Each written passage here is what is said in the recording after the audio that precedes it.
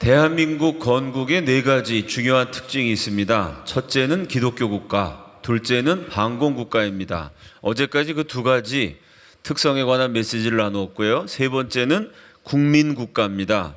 국민이 주인 되는 나라. 국민 국가에 정반대되는 개념이 신분 국가입니다. 우리나라는 5천년 동안 신분이라는 게 있었습니다. 조선시대에는 그 신분의 구별이 아주 엄격하고 극심했습니다.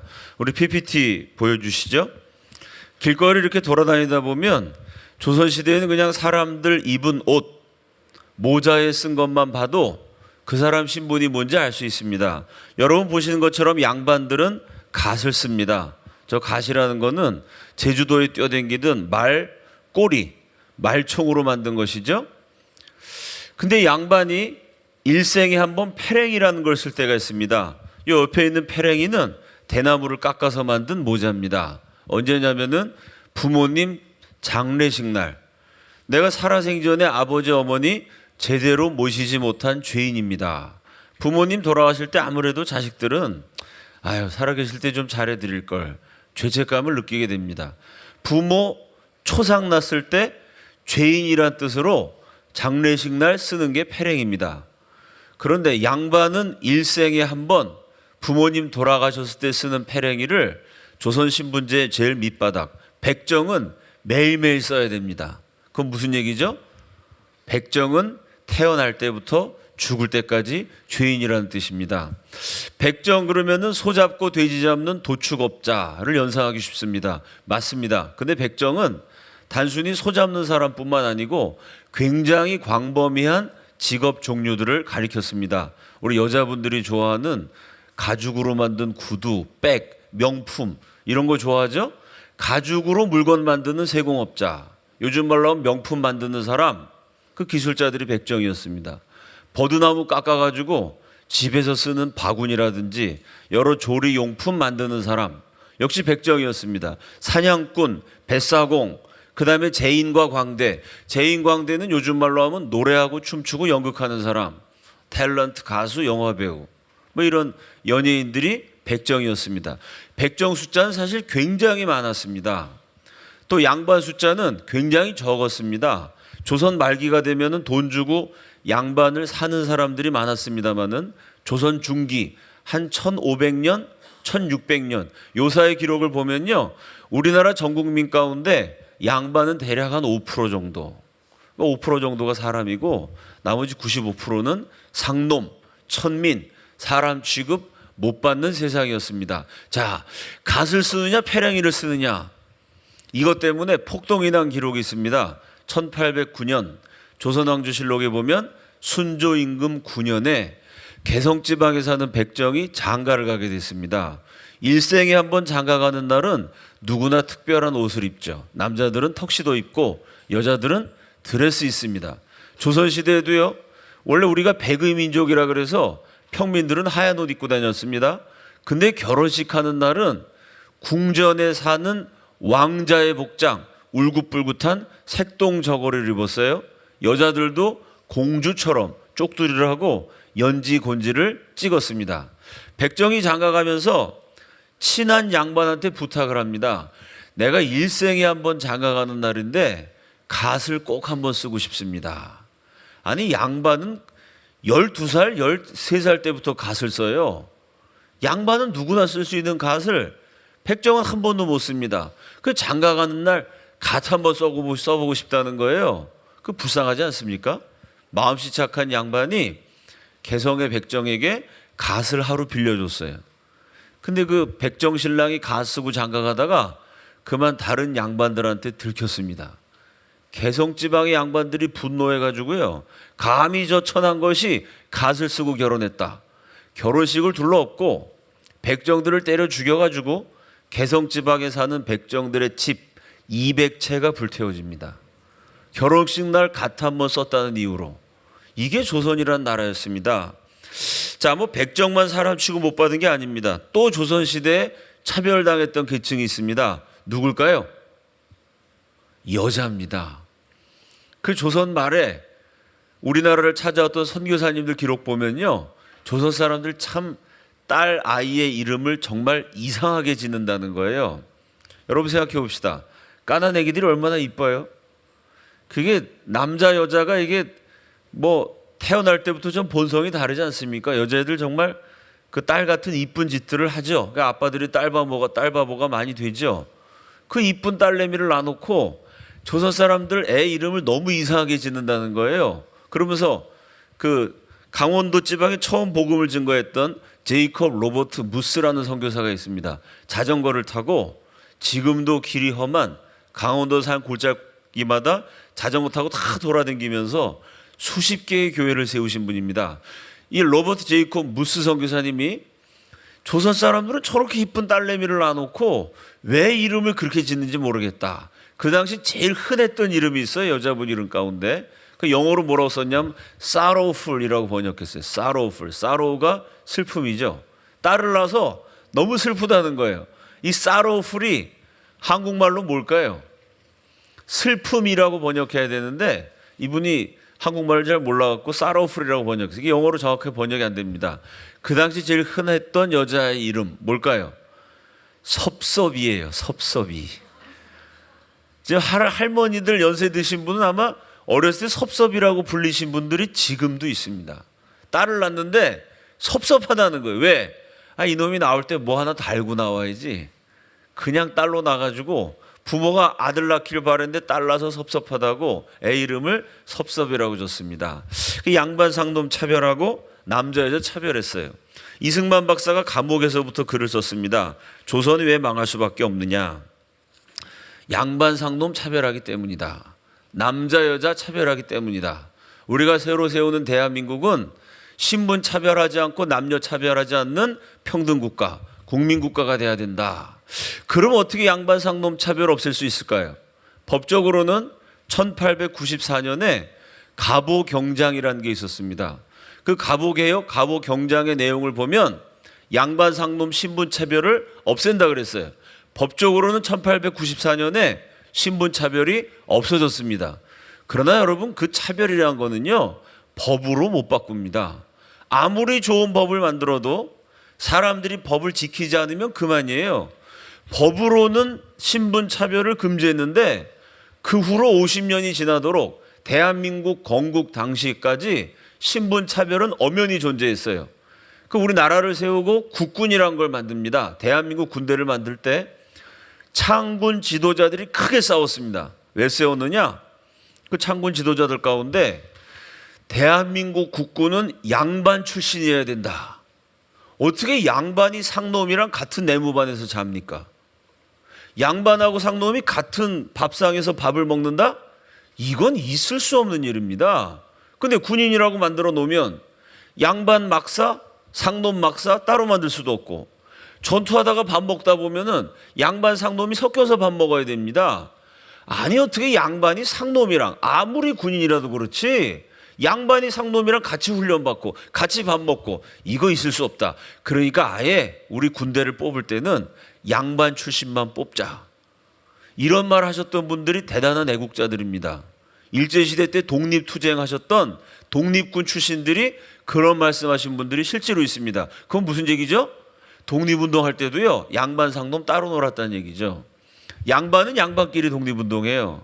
상놈은 상놈끼리 독립운동합니다. 독립운동 시기에 상놈 천민들하고 같이 밥 먹고 같이 자동차 운전해서 가고 오히려 왕족 출신인데 상놈 출신 독립운동가 태워놓고 손수 운전하면서 집에 바래다 주고 양반 상놈 차별 없이 독립운동한 거의 유일한 한 분이 이승만 박사예요. 독립운동할 때부터 양반 상놈 차별 안 했어요. 상놈들하고 같이 먹고 같이 자면서 독립운동 하셨어요. 그러나 대한민국 건국 때 군대를 만들 때도 양반 상놈 구별하자는 말이 나왔을 정도니 이게 아무리 법으로 차별을 철폐한다 그래도 없어지지 않습니다. 그건 법으로도 안 되고 국민들한테 아무리 교육하고 가르치고 상놈도 사람입니다. 사람들이 안 듣고 이 문제를 어떻게 해결해야 되느냐? 이승만 박사가 거기서 천재성을 발휘합니다. 이승만은 양반 상놈 차별 없애려면은 먹고 사는 문제를 해결해야 된다고 봤어요. 민주주의를 실현하기 위해서는 민주주의가 뭐예요? 법적으로 국민들에게 투표권 나눠줘 갖고 국민이 주인이다. 헌법을 제정하고 투표권을 나누어주는 정치적인 행위만 갖고는 절대 제대로 된 민주주의가 안 된다. 이게 이승만의 천재적인 통찰력입니다. 민주주의라는 정치 제도를 경제하고 연결지었어요.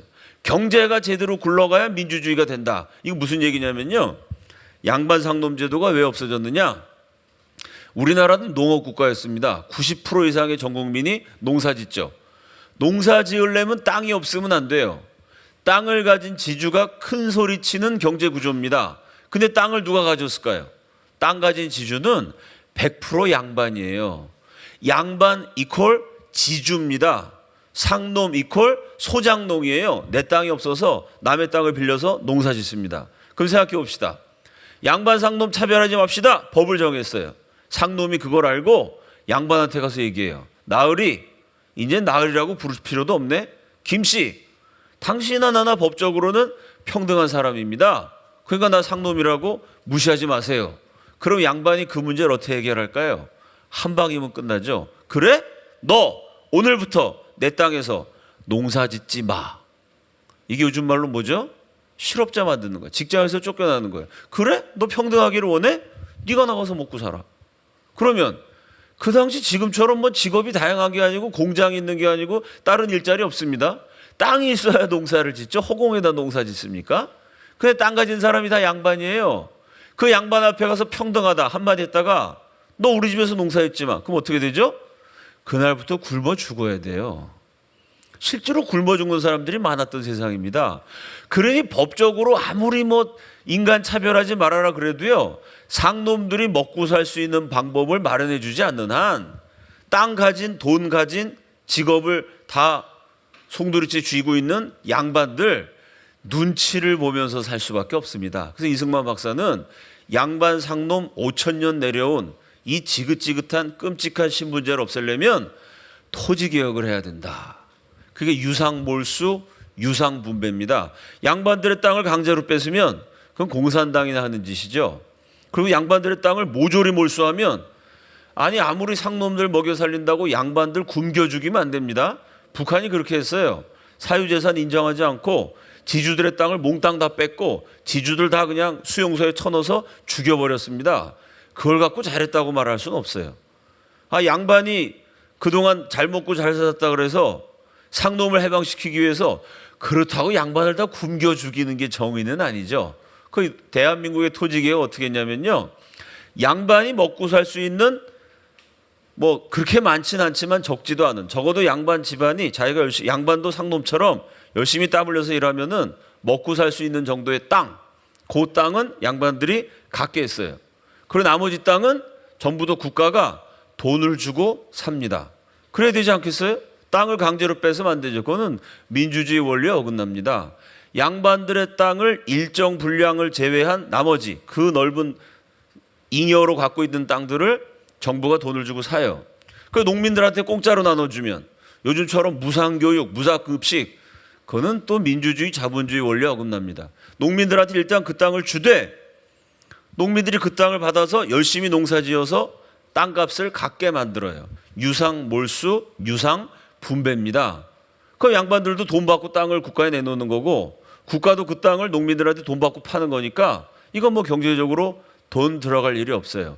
5,000년 만에 처음 농민들이 자기 땅을 가질 수 있도록 토지개혁을 추진합니다. 여러분, 그러면 이 토지개혁에 그 당시 국회가 찬성했을까요? 반대했을까요? 국회는 반대합니다. 왜? 그 당시 국회의원은 100% 양반 출신입니다. 아, 양반들은요, 그 당시 평균 소작료가 1년 수확량을 100으로 할 때 50%예요. 그건 무슨 얘기냐? 우리 집에 하인이 100명이 있어요. 그럼 100명이 1년 동안 뼈 빠지게 농사 지은 거의 절반, 다시 말해서 연봉으로 치면 우리 집에 하인이 100명이면 100명 연봉의 절반, 50명 연봉을 나는 양반으로 태어났기 때문에 손 하나 까딱하지 않고 받을 수 있어요. 상놈은 뼈 빠지게 일해서 번 돈의 절반을 고스란히 양반한테 바쳐야 돼요. 그 양반은 손 하나 까딱하지 않아도요, 우리 집에 노비가 1,000명이다. 그럼 나는 500명 분의 노동력을 나 혼자 다 갖습니다. 그 양반은 대대로 부자인데, 아니 그거를 대통령이 토지개혁을 해갖고 양반 너도 이제부터 네 힘으로 농사 짓고 살아. 상놈도 농사 짓고. 그건 뭐죠? 양반 상놈이 중요한 게 아니라 본인이 열심히 일하면 누구나 부자가 될 수 있는 거예요. 양반이라고 다 부자가 아니야. 상놈이라고 다 가난한 게 아니야. 양반도 이제는 지가 부자 되려면 열심히 농사 지으라는 거예요. 이렇게 토지를 분배하겠다 그러니 대대로 양반 집안에서 태어난 국회의원들 100% 양반 출신이죠. 상놈이 그 당시 어떻게 국회의원이 됐겠어요? 왜? 상놈은 글자를 읽을 수 없으니까. 상놈은 뭐 대부분 문맹자인데요. 자기 이름도 못 쓴 사람이 국회의원 못 됩니다. 그 당시 국회가 이승만 대통령의 개혁에 결사적으로 반대해요. 그러니 농민, 대부분 농민은 상놈들이었죠. 농민, 상놈과 이승만 정부가 한 팀이 되고 양반 지주와 국회가 한 팀이 돼가지고 이건 나라 전체가 거의 내전 상황에 빠져들어갑니다. 이 5천만 년 만에 처음 농민들한테 토지를 준다는 게 이게 쉽지가 않죠. 양반 지주 입장에서는 잘못하면 이거 조상대대로 내가 잘 먹고 잘 살았던 전 재산이 날아갈 편인데 나도 이제 상놈이랑 똑같이 농사 짓고 살아야 돼요. 이걸 누가 좋아하겠습니까? 나라 전체가 반으로 딱 갈려가지고 내전 상황이 돼요. 자, 이 상황에서 이승만 정부가 국회를 무력화시키기 위해서 국회가 대통령 말을 잘 안 들으니까요. 대통령이 국민에게 직접 호소합니다. 그게 그 유명한 라디오 연설입니다. 그땐 텔레비가 없었기 때문에 라디오도 동네에 부잣집이나 하나씩 있었어요. 그 이승만 박사가 1948년 대한민국 정부 수립하고 불과 4달 만에 토지개혁 문제에 대해서 라디오 연설을 하는데 이게 5천 년 만에 처음 내가 과연 땅을 가질 수 있느냐 없느냐 이 국민적 최고 관심사죠. 라디오 있는 집마다 사람들이 다 몰려들어서 그 방송에 귀를 기울여요. 우리 역사상 시청률, 청취율이 제일 높았던 방송입니다. 이게 시청률이 한 86% 정도 됐다 그래요. 그 라디오가 없던 시절에 86%니까 저 산골에 그 동네 전체에 라디오 있는 사람이 한 명도 없는 그런 집안 빼놓고는 그 동네 어느 집에 라디오 있으면 거기 국민들이 다 몰려들어서 대통령 연설에 귀를 기울였다는 거죠. 자, PPT 그 다음 장 넘겨주세요. 1948년 이게 좀 PPT가 좀 밀렸네요. 12월 4일 이승만의 연설 토지 개혁 문제입니다. 나라 전체가 반쪽으로 쪼개져 갖고 내전 상태인데 이 내전과 같은 어려운 과정을 겪어가면서도 왜 토지 개혁해야 되느냐?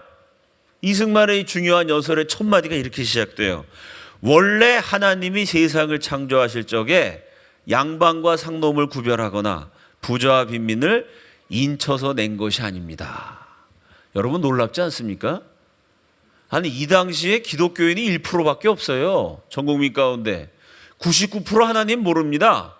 거기다가 토지개혁 5천 년 만에 처음 단행되는 대개혁입니다. 이 중요한 개혁을 왜 해야 되느냐? 첫 마디가 뭐죠? 이게 하나님 뜻이라는 거예요. 여러분 이 연설이 얼마나 놀라운 얘기입니까? 기독교인이 1%인 나라에서 하나님 뜻이기 때문에 토지개혁해야 된다는 거예요. 이게 보통 배짱과 용기를 가지고 할 수 있는 얘기가 아닙니다. 왜 토지개혁해야 되느냐? 하나님이 사람을 만드실 때 세상을 창조하실 때 너는 양반이니까 대대로 잘 먹고 잘 살아라. 너는 상놈이니까 직사하게 고생만 해라. 하나님이 사람 그렇게 만들지 않으셨다는 거예요. 하나님은 양반 상놈 부자 빈민을 도장 쳐서 도장 찍어서 너는 이렇게 살아라. 신분을 정한 건 하나님의 뜻이 아니라는 거예요. 그러면 이 양반 상놈을 하나님이 정한 게 아니라 누가 정했느냐? 사람이 만든 제도라는 거예요. 그 사람이 왜 양반 상놈 제도를 만들었느냐? 그 얘기를 이승만 박사가 쭉 설명해요. 이건 하나님 뜻이 아닌데 인간들은 이렇게 양반 상놈 제도를 만들어 갖고 문제가 생겼다. 무슨 문제나? 부자는 대대로 부자요. 양반은 대대로 양반으로 지냈으니 이와 같이 불공평하고 부조리한 일은 다시 없을 것입니다. 하나님 뜻을 제쳐놓고 사람들이 이상한 제도 만들어가지고 누구는 날 때부터 양반으로 편하게 살고 누구는 상놈으로 고생하고 이건 잘못된 거란 얘기죠. 그 다음 장면이요. 그럼 이 잘못을 어떻게 뒤집느냐? 지금 우리가 주장하는 민주정체의 주인은 민주주의란 건 뭐냐?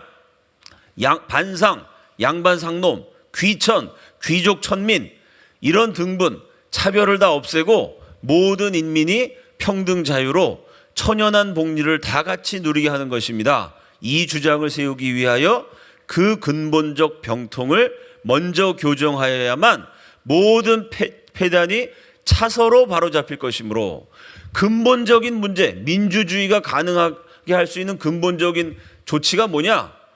아니, 국민들이 일단 다 먹고 살게 만들어야 민주주의가 되죠. 먹고 살 수 없어서 양반 눈치만 봐갖고는 무슨 민주주의가 되겠느냐. 이 민주주의 하려면은 토지개혁, 경제 문제, 먹고 사는 문제가 해결돼야 된다. 그래서 토지개혁법이 유일한 근본적 해결책이라는 것입니다. 대통령이 이런 연설하면서 토지개혁을 강력하게 밀어붙입니다. 거기 국회가 반발했는데 이승만은 독재자였어요. 국회를 존중해야 됩니다. 원래 민주주의는. 국회가 반대하면 대통령도, 국회가 국민을 대표하는 기관이니까 그 말을 들어야 돼요. 이승만은 독재를 했습니다. 국회를 무시해버렸어요. 심지어 국회의원들을 협박까지 했습니다. 그리고 토지개혁을 단행해버렸어요. 자, 그래서 이승만이 뭐 독재자다, 나쁜 놈이다, 욕 많이 했습니다. 그런데 여러분, 지금은요, 이승만 대통령에 대한 평가가 달라져요. 왜 그럴까요? 생각해 보세요, 여러분. 양반들이 국회의원이 돼서 법을 만들어도 양반들을 위한 법을 만들어요. 그렇게 한 나라들이 있습니다. 어디냐면요, 1948년 대한민국 건국하기 1년 전에 1947년에 나라를 세우기도 전에 우리나라 최고 엘리트 5명을 뽑습니다. 그래서 이승만 박사, 김구 선생, 여운형 선생, 이런 건국 초기 지도자들이요, 자기 호주머니 돈을 털어요. 그 5명을 유학을 보냅니다. 이제 조금 있으면 대한민국이라는 나라 세운다.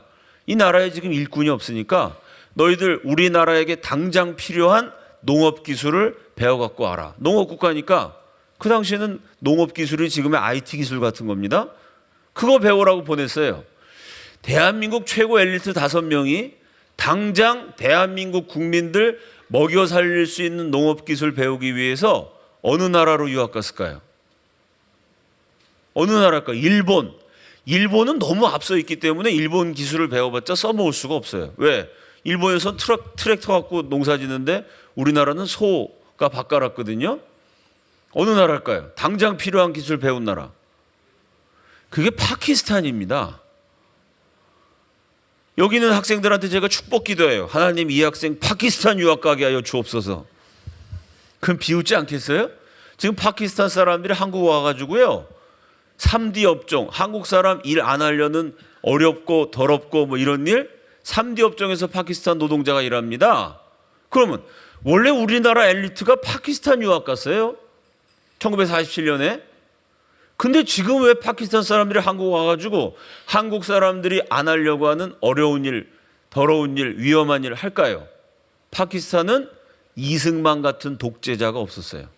파키스탄 민주주의였어요. 어떻게 했느냐? 지주들이, 지주가 돈 갖고 교육하니까 지주가 100% 국회의원이 돼요. 법을 만들면 국민을 위한 법, 농민을 위한 법이 아니라 지주를 위한 법을 만들어요. 그래서 파키스탄은 최근까지도 파키스탄 법에는요, 땅을 가진 지주는 세금 면제야. 왜? 지주가 법을 그렇게 만들어서 지주한테 유리하게. 땅 가진 지주는 세금 면제. 땅이 없어서 죽도록 농사지어야 하는 농민들은 세금을 내야 돼요. 그러니 나라가 발전하겠습니까? 또 한 나라. 박정희 대통령이 2번째 대통령 선거 출마하면서 1967년 대통령 선거죠. 이번에 내가 대통령 돼갖고 경제개발 5개년 계획, 이 계획이 성공하면 우리나라가 저 아시아에 잘 사는 나라 어느 나라만큼 부자가 될 거다. 이렇게 연설했다가 욕을 바가지로 먹었어요. 야, 저건 사탕발림이다. 저건 무슨 몽상 같은 소리다. 한국이 어떻게 그 나라만큼 잘 사냐? 그 나라가 얼마나 잘 살았냐면요, 6.25 때 우리 한국에 비행장도 만들어주고 이 불쌍한 한국 사람들을 위해서 나중에는요, 체육관 하나 지어줬어요, 서울에. 그게 장충체육관입니다. 장충체육관 지어준 잘 사는 나라 어느 나라일까요? 그 나라가 필리핀이에요. 그 당시 필리핀의 1인당 국민소득이 대한민국의 3배가 넘었어요. 건국 1948년이 아닙니다. 건국하고 20년 지난 1967년, 그때 기준으로 필리핀이 우리보다 3배 잘 사는 나라였어요. 근데 지금 필리핀 사람도 한국 와갖고 험한 일 하면서 고생합니다. 우리보다 잘 사는 파키스탄, 필리핀 왜 그 지경이 됐을까요? 필리핀은 지금도요, 나라 전체를 5, 6 패밀리, 양반 집안이 나라 전체 토지를 다 갖고 있어요. 그래서 필리핀은요, 그 지주 집안이 돌아가면서 대통령을 해요. 마르코스도 지주고 아키노도 지주고, 이 지주 집안이 돌아가면서 몇 집안이 대통령도 돌아가면서 하고 몇 패밀리 집안에서 국회의원들 다 나와요. 그 법을 만들어도 지주를 위한 법을 만듭니다. 파키스탄, 필리핀은 한국보다 훨씬 잘 살았어요. 그런데 그 나라들은 명목상의 민주주의를 했어요. 그걸 요즘은 지주민주주의라 그럽니다. 국민을 위한 민주주의, 농민을 위한 민주주의, 가난한 사람을 위한 민주주의가 아니에요. 돈 가진 사람들이 지들이 국회의원 돼서 자기들을 위한 법을 만들어요. 그러니 전 국민은 지금도 가난합니다. 대한민국은 이승만이 독재를 했어요. 힘으로 국회를 무력화시켰습니다. 국회의원들 말 안 들으면 깜빵에 쳐넣기도 하고 협박도 했어요. 그렇게 하면서 어떻게 했냐면 국회의원들을 위한, 양반 지주를 위한 법이 아니라 전 국민들을 위한 법을 만들었어요. 그 토지개혁해서 5,000년 역사상 처음으로 이 나라 농민이 자기 땅을 갖게 만들었습니다. 그래서 지금은, 옛날에는 이승만은 독재자, 파키스탄, 필리핀은 민주주의 국가 이렇게 생각했는데, 아니 국민들이 밥도 못 먹고 굶어 죽는 게 그게 무슨 민주주의예요? 아니다. 이승만이 진정한 민주주의자다. 일단 먹고 살게 만들어야지. 법을 만들어도 국민을 위한 법을 만들어야지, 귀족을 위한 법을 만든 거, 그건 민주주의가 아니다. 이승만에 대한 평가가 그래서 바뀌고 있습니다. 그 다음 장면이요. 2006년 세계은행 월드뱅크에서 20세기 100년 동안 어떤 나라는 개혁 경제가 막 발전하고 어떤 나라는 경제가 깔아앉아요. 경제 성장을 이룰 수 있는 요인이 뭐냐? 왜 어느 나라는 경제가 발전하고 어느 나라는 경제가 발전하지 않느냐? 그 조사해 봤더니요, 토지 개혁과 경제 성장이 관계가 있다는 거예요. 당연하지 않겠어요? 몇 사람이 땅을 다 갖고 있어. 나머지 국민들은 노예처럼 일해야 돼. 그럼 국민들이요, 여기서 일해봤자 다 뺏겨 귀족들한테. 그럼 일 열심히 안 합니다. 그리고 일해봤자 제대로 먹지도 못하니까 영양실조 상태에서 무슨 거기서 뛰어난 인재가 나오겠어요? 하루 밥 세 끼 먹기도 힘든 가난한 나라에서 무슨 과학기술이 발전하겠습니까? 이 먹고 살지 못해갖고 맨날 빌빌거리고 굶어주고 그러니 그런 나라 경제가 발전 안 해요. 토지개혁 안 하면 국민들이 제대로 먹지 못해서 비실비실하고, 그러니 열심히 일도 안 하고 그 경제가 추락할 수밖에 없다는 거예요. 반대로 토지를 개혁해서 나눠주면, 내 땅에서 내가 열심히 일하면 이거 다 내가 가질 수 있어요. 거의 내가 열심히 일하면 나도 부자 될 수 있으니까 열심히 일한단 말이죠. 열심히 일하니까 밥 세 끼 굶지 않아도 돼요. 굶지 않고 먹고 살만하니까 애들 학교 보내서 교육을 잘 시켜요. 그렇게 배운 애들이 공장도 짓고 산업 개발도 일으켜요. 토지 개혁을 하면 국민들이 절대 빈곤에서 탈출하게 되고, 절대 빈곤에서 탈출하면 애들 교육시켜서 우수한 인재가 나와요. 토지 개혁한 나라는 경제가 발전한다. 이걸 2006년 월드뱅크가 밝혀냈습니다. 그럼 20세기에 토지개혁 제일 잘한 나라가 어디냐? 조사해봤더니 1등이 대한민국이라는 거예요. 토지개혁 제일 잘한 대한민국이 20세기에 경제성장률도 1등입니다. 이게 월드뱅크의 조사 결과죠. 우리 한국을 사랑했던 대천덕 신부님이 있습니다. 이 신부님 그러면 카톨릭이라고 오해하기 쉬운데, 이분은 성공회 신부님이었어요. 원래는 대대로 장로교 집안이셨던 분입니다. 이 성경적 토지제도를 연구하셨는데, 대천덕 신부님의 통찰력, 한국 왜 공산화되지 않았느냐? 성경적인 토지개혁 때문이다. 왜 그러냐면요, 중국이 공산화된 원인 간단해요. 중국 공산당이 밤에 지주의 집을 습격해요. 그 농민들을 다 모아놓고 인민재판합니다. 지주를 딱 끌고 와. 지주의 머리에다 총을 겨눈 다음에 농민들 다 보는 앞에서 악질 지주를 처단한다. 땅! 지주를 죽여요. 그 다음에 농민들한테 뭘 나눠주냐면 땅을 나눠줘요. 땅 문서. 이 지주가 갖고 있는 땅을 당신들이 이제부터 농사져서 먹고 살아라. 두 번째, 뭘까요? 대개 지주들은 첩이 수십 명씩 있었어요. 땅하고, 농민들은 가난하니까 장가도 못 가요, 평생. 땅하고 아내를 하나씩 분배해줘. 그러면 농민들 입장에서는, 야, 땅이 생겨. 내가 지주가 돼. 평생 50, 60 되도록 그냥 천민이라고 장가도 못 가고 일만 했는데, 지주가 거느리고 있던 첩들이 얼마나 이쁘겠어요. 미인들 하나씩 선물로 줘. 야, 공산당 만세다. 토지를 나눠주고 첩들을 분배해줘 갖고 농민들의 마음을 사로잡습니다. 그래서 거대한 대륙 중국이 공산화됐어요. 김일성도 그 전략을 썼습니다. 6.25 때 쳐들어와 가지고 농민들 모아놓고, 자, 농민 여러분께 땅을 나누어 줍니다. 그런데 농민들이 그 말을 듣고 공산당으로 넘어갔을까요? 안 넘어갔을까요? 안 넘어가요. 왜? 이미 이승만 박사가 땅을 줬어요. 그러니까 농민들이 어떻게 생각하죠? 이미 이게 내 땅이야. 내 땅에 공산당 놈이 쳐들어온 바람에 농사 못 지게 됐습니다. 이 바람에 대한민국은 특이하게 농민들이 반공주의자가 돼요. 그 소련이나 쿠바나 저 남미에 있는 나라나 중국이나 농민들이 땅이 없어갖고 지주들한테 하도 당하고 살아서 그 원한 때문에 그 원한을 이용한 공산주의자들한테 다 넘어갔어요. 근데 대한민국은 특이하게 가난한 농민이 반공주의자가 돼요. 왜? 이승만 박사가 국회하고 싸우고 협박하고 전쟁을 벌여가면서 농민들한테 땅을 줬는데, 아, 이 땅이 내 땅인데 말이죠. 공산당 놈들이 내 땅에 쳐들어와서 농사도 못 짓게 해요. 그러면서 땅을 나눠준대. 야, 이 사기꾼 놈들 아니야? 왜 내 재산 뺏어가? 농민들이 결사적으로 싸워서 대한민국을 지킵니다. 그 대천덕 신부님이 이승만의 토지개혁은 철저히 성경적인 토지개혁이에요. 성경적으로 토지개혁해서 농민들에게 땅을 주니까 그 농민들이 자기 땅 지키기 위해서 열심히 싸워서 대한민국이 공산화 안 된 거다. 성경적으로 토지개혁해서 한번 성경적인 국가를 세워보려는 대한민국을 하나님이 기억하시고 유엔 역사상 처음이자 마지막으로 16개국이 군대를 보내요. 그 당시 여러분 6.25 때 구호물자를 보낸 나라가 68개국입니다.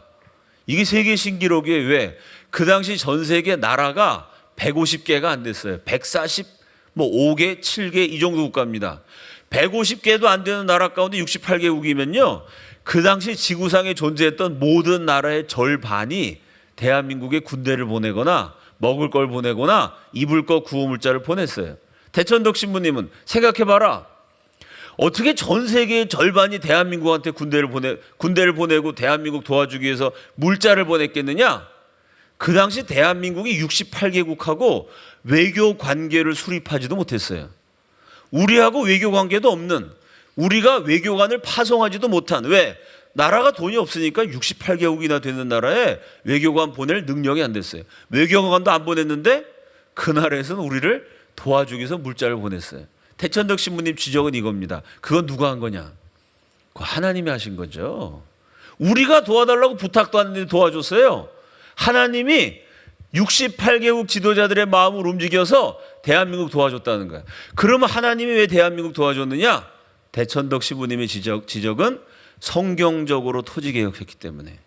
성경적으로 가난한 사람, 굶어 죽는 사람, 고아와 과부들 사랑해서 그 사람들 먹고 살 수 있는 방법을 국가적인 차원에서 준비했기 때문에, 이 성경적인 토지개혁 때문에 하나님이 이 나라 지켜주시려고 16개국 군대를 보내고 68개국의 구호물자를 보내주었다. 이게 대천덕 신부님의 통찰입니다. 자, 이렇게 토지개혁으로 농민들 먹고 살게 만들었어요.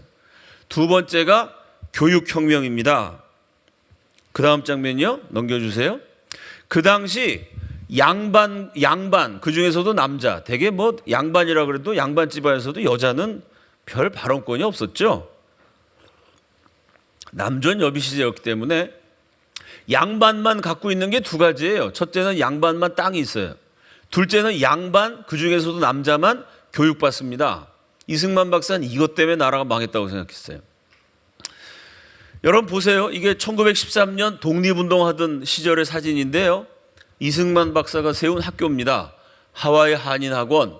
요 한쪽 귀퉁이에 서 있는, 여러분 보시기에 왼쪽 끝에 서 있는 분이 이 학교 교장 겸 교목 겸 국어선생 겸 국사선생님이셨던 이승만 박사입니다.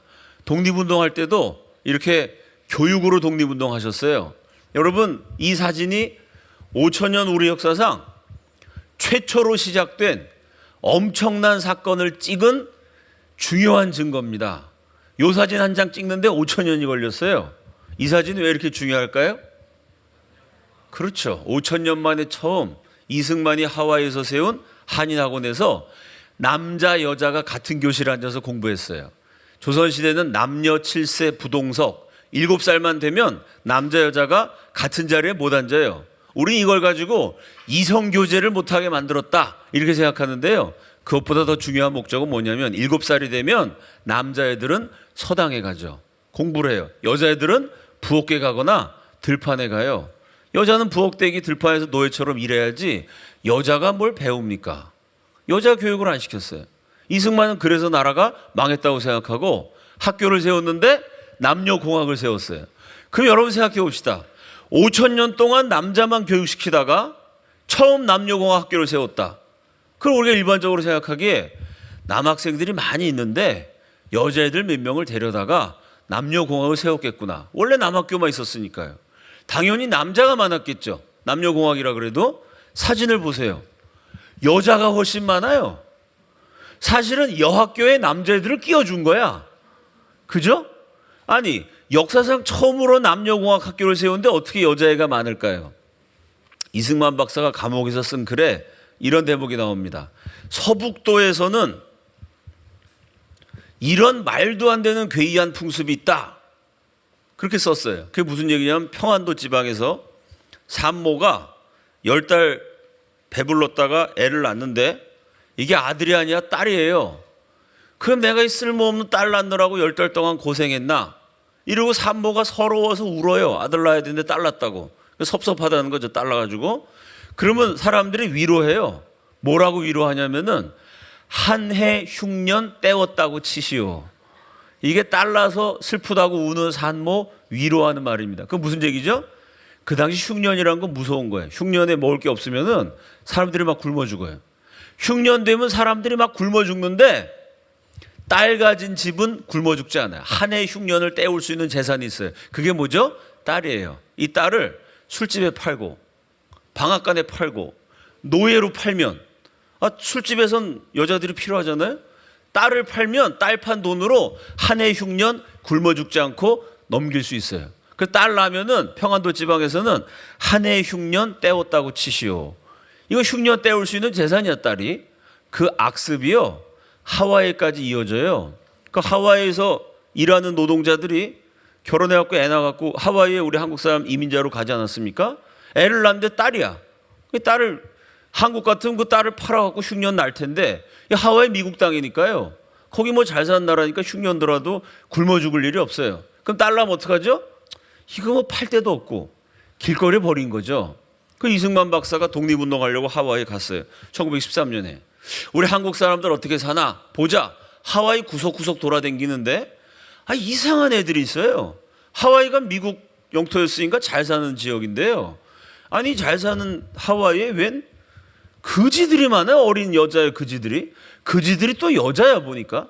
이 그지들 얼굴 가만히 보니까 이게 하와이 원주민처럼 생긴 것도 아니고 그렇다고 하와이를 다스렸던 미국 사람 딸도 아니고 이게 생긴 게 조선 애처럼 생겼어요. 그 이승만 박사가 이상해가지고 물어봤더니 이 어린 여자 그지 애들이 조선 말을 못해요.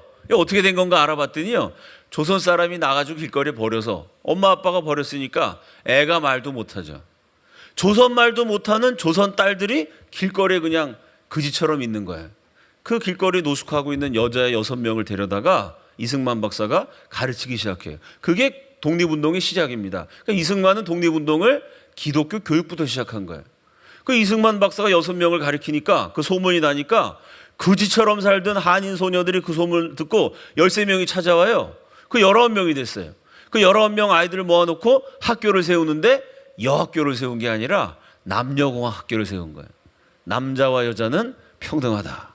우리가 남녀 차별하다가 나라가 망했다. 여러분 이게 얼마나 위대한 헌신인지 생각해 봅시다. 이승만은 어제 제가 말씀드린 것처럼요. 동양 최초의 프린스턴 대학 국제법 박사예요.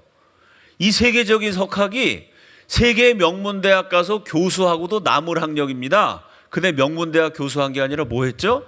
길거리에 버려진 하와이 사탕수수밭에 노동자로 간 조선인 노동자들의 길거리에 버린 딸아이들, 노숙자 소녀들 그 아이들 모아갖고 고아 같은 애들 가리키는 유치원 초등학교 선생님이 되셨어요.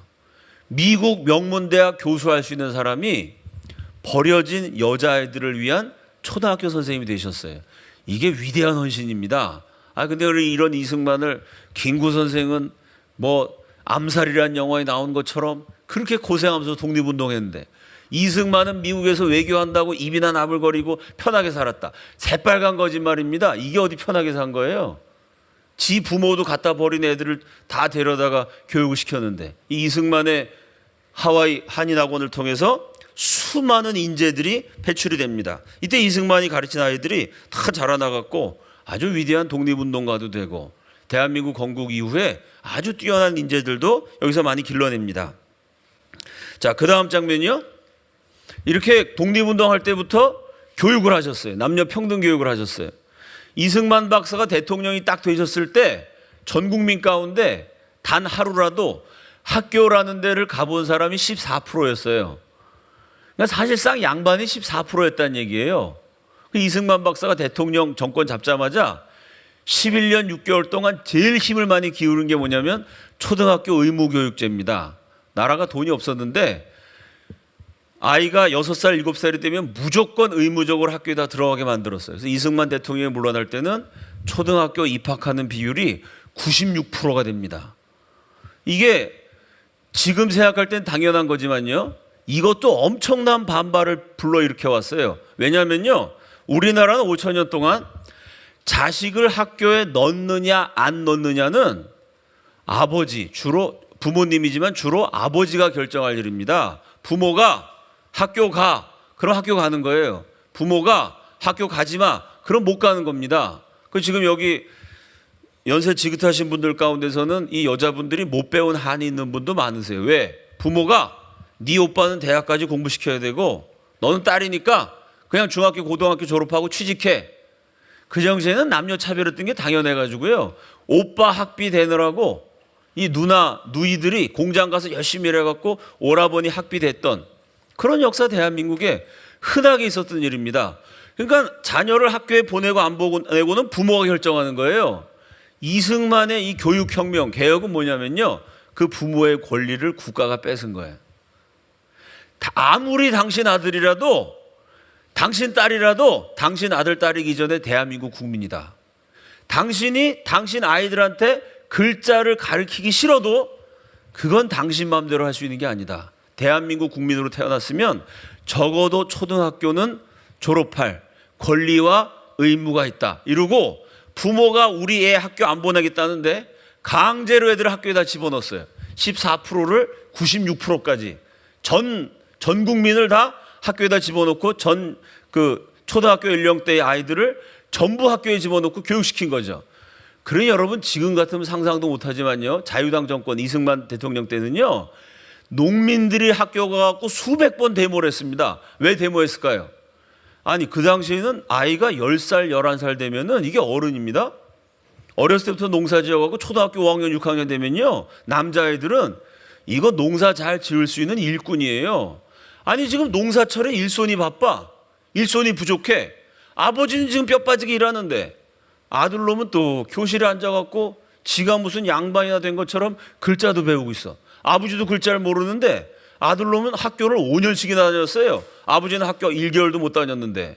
그 아버지들이 가가지고, 야, 농사꾼이 까막눈이면 되지 글자는 배워서 뭐하냐. 거기다 이 아들놈이 학교 와서 공부하더니 바람이 들어가고 뭐라 그러냐면, 나는 아버지처럼 농사 안 짓고 열심히 공부해서 과학자가 되겠다는 거예요. 또 뭐 정치를 하겠대. 지가 나중에 사장이 된대. 아버지가 볼 때는 황당한 소리죠. 야, 오르지 못할 나무는 쳐다보지도 말아라. 그리고 학교에 가갖고 우리 자식 퇴학시켜라. 지금 농사 지느라고 바쁜데 왜 대통령이 내 아들 가르치든 말든 건 내 마음대로 할 수 있는 거지. 대통령이 애들을 학교에다 강제로 집어넣어가지고 지금 농사 지느라고 바쁜데 왜 그거 앉아갖고 무슨 지가 과학자가 된다니 의사가 된다니 이런 허풍든 소리 나고 우리 아들 퇴학시켜라. 농민들이 되어하면 어떻게 했을까요? 이승만 박사는 독재를 했어요. 경찰을 보내갖고 농민 데모를 다 진압해버렸어요. 왜? 당신 아들, 딸이기 전에 대한민국 국민이다. 대한민국 국민이라면 초등학교는 맞춰야 된다.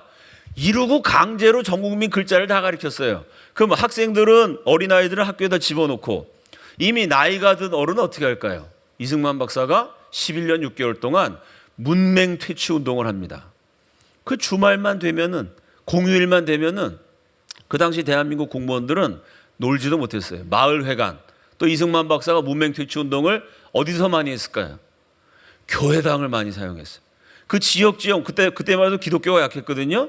그 지역에 있는 교회다가 이 까막눈 농민들을 다 불러 모아 기역 니은부터 가르쳐 배워야 산다고.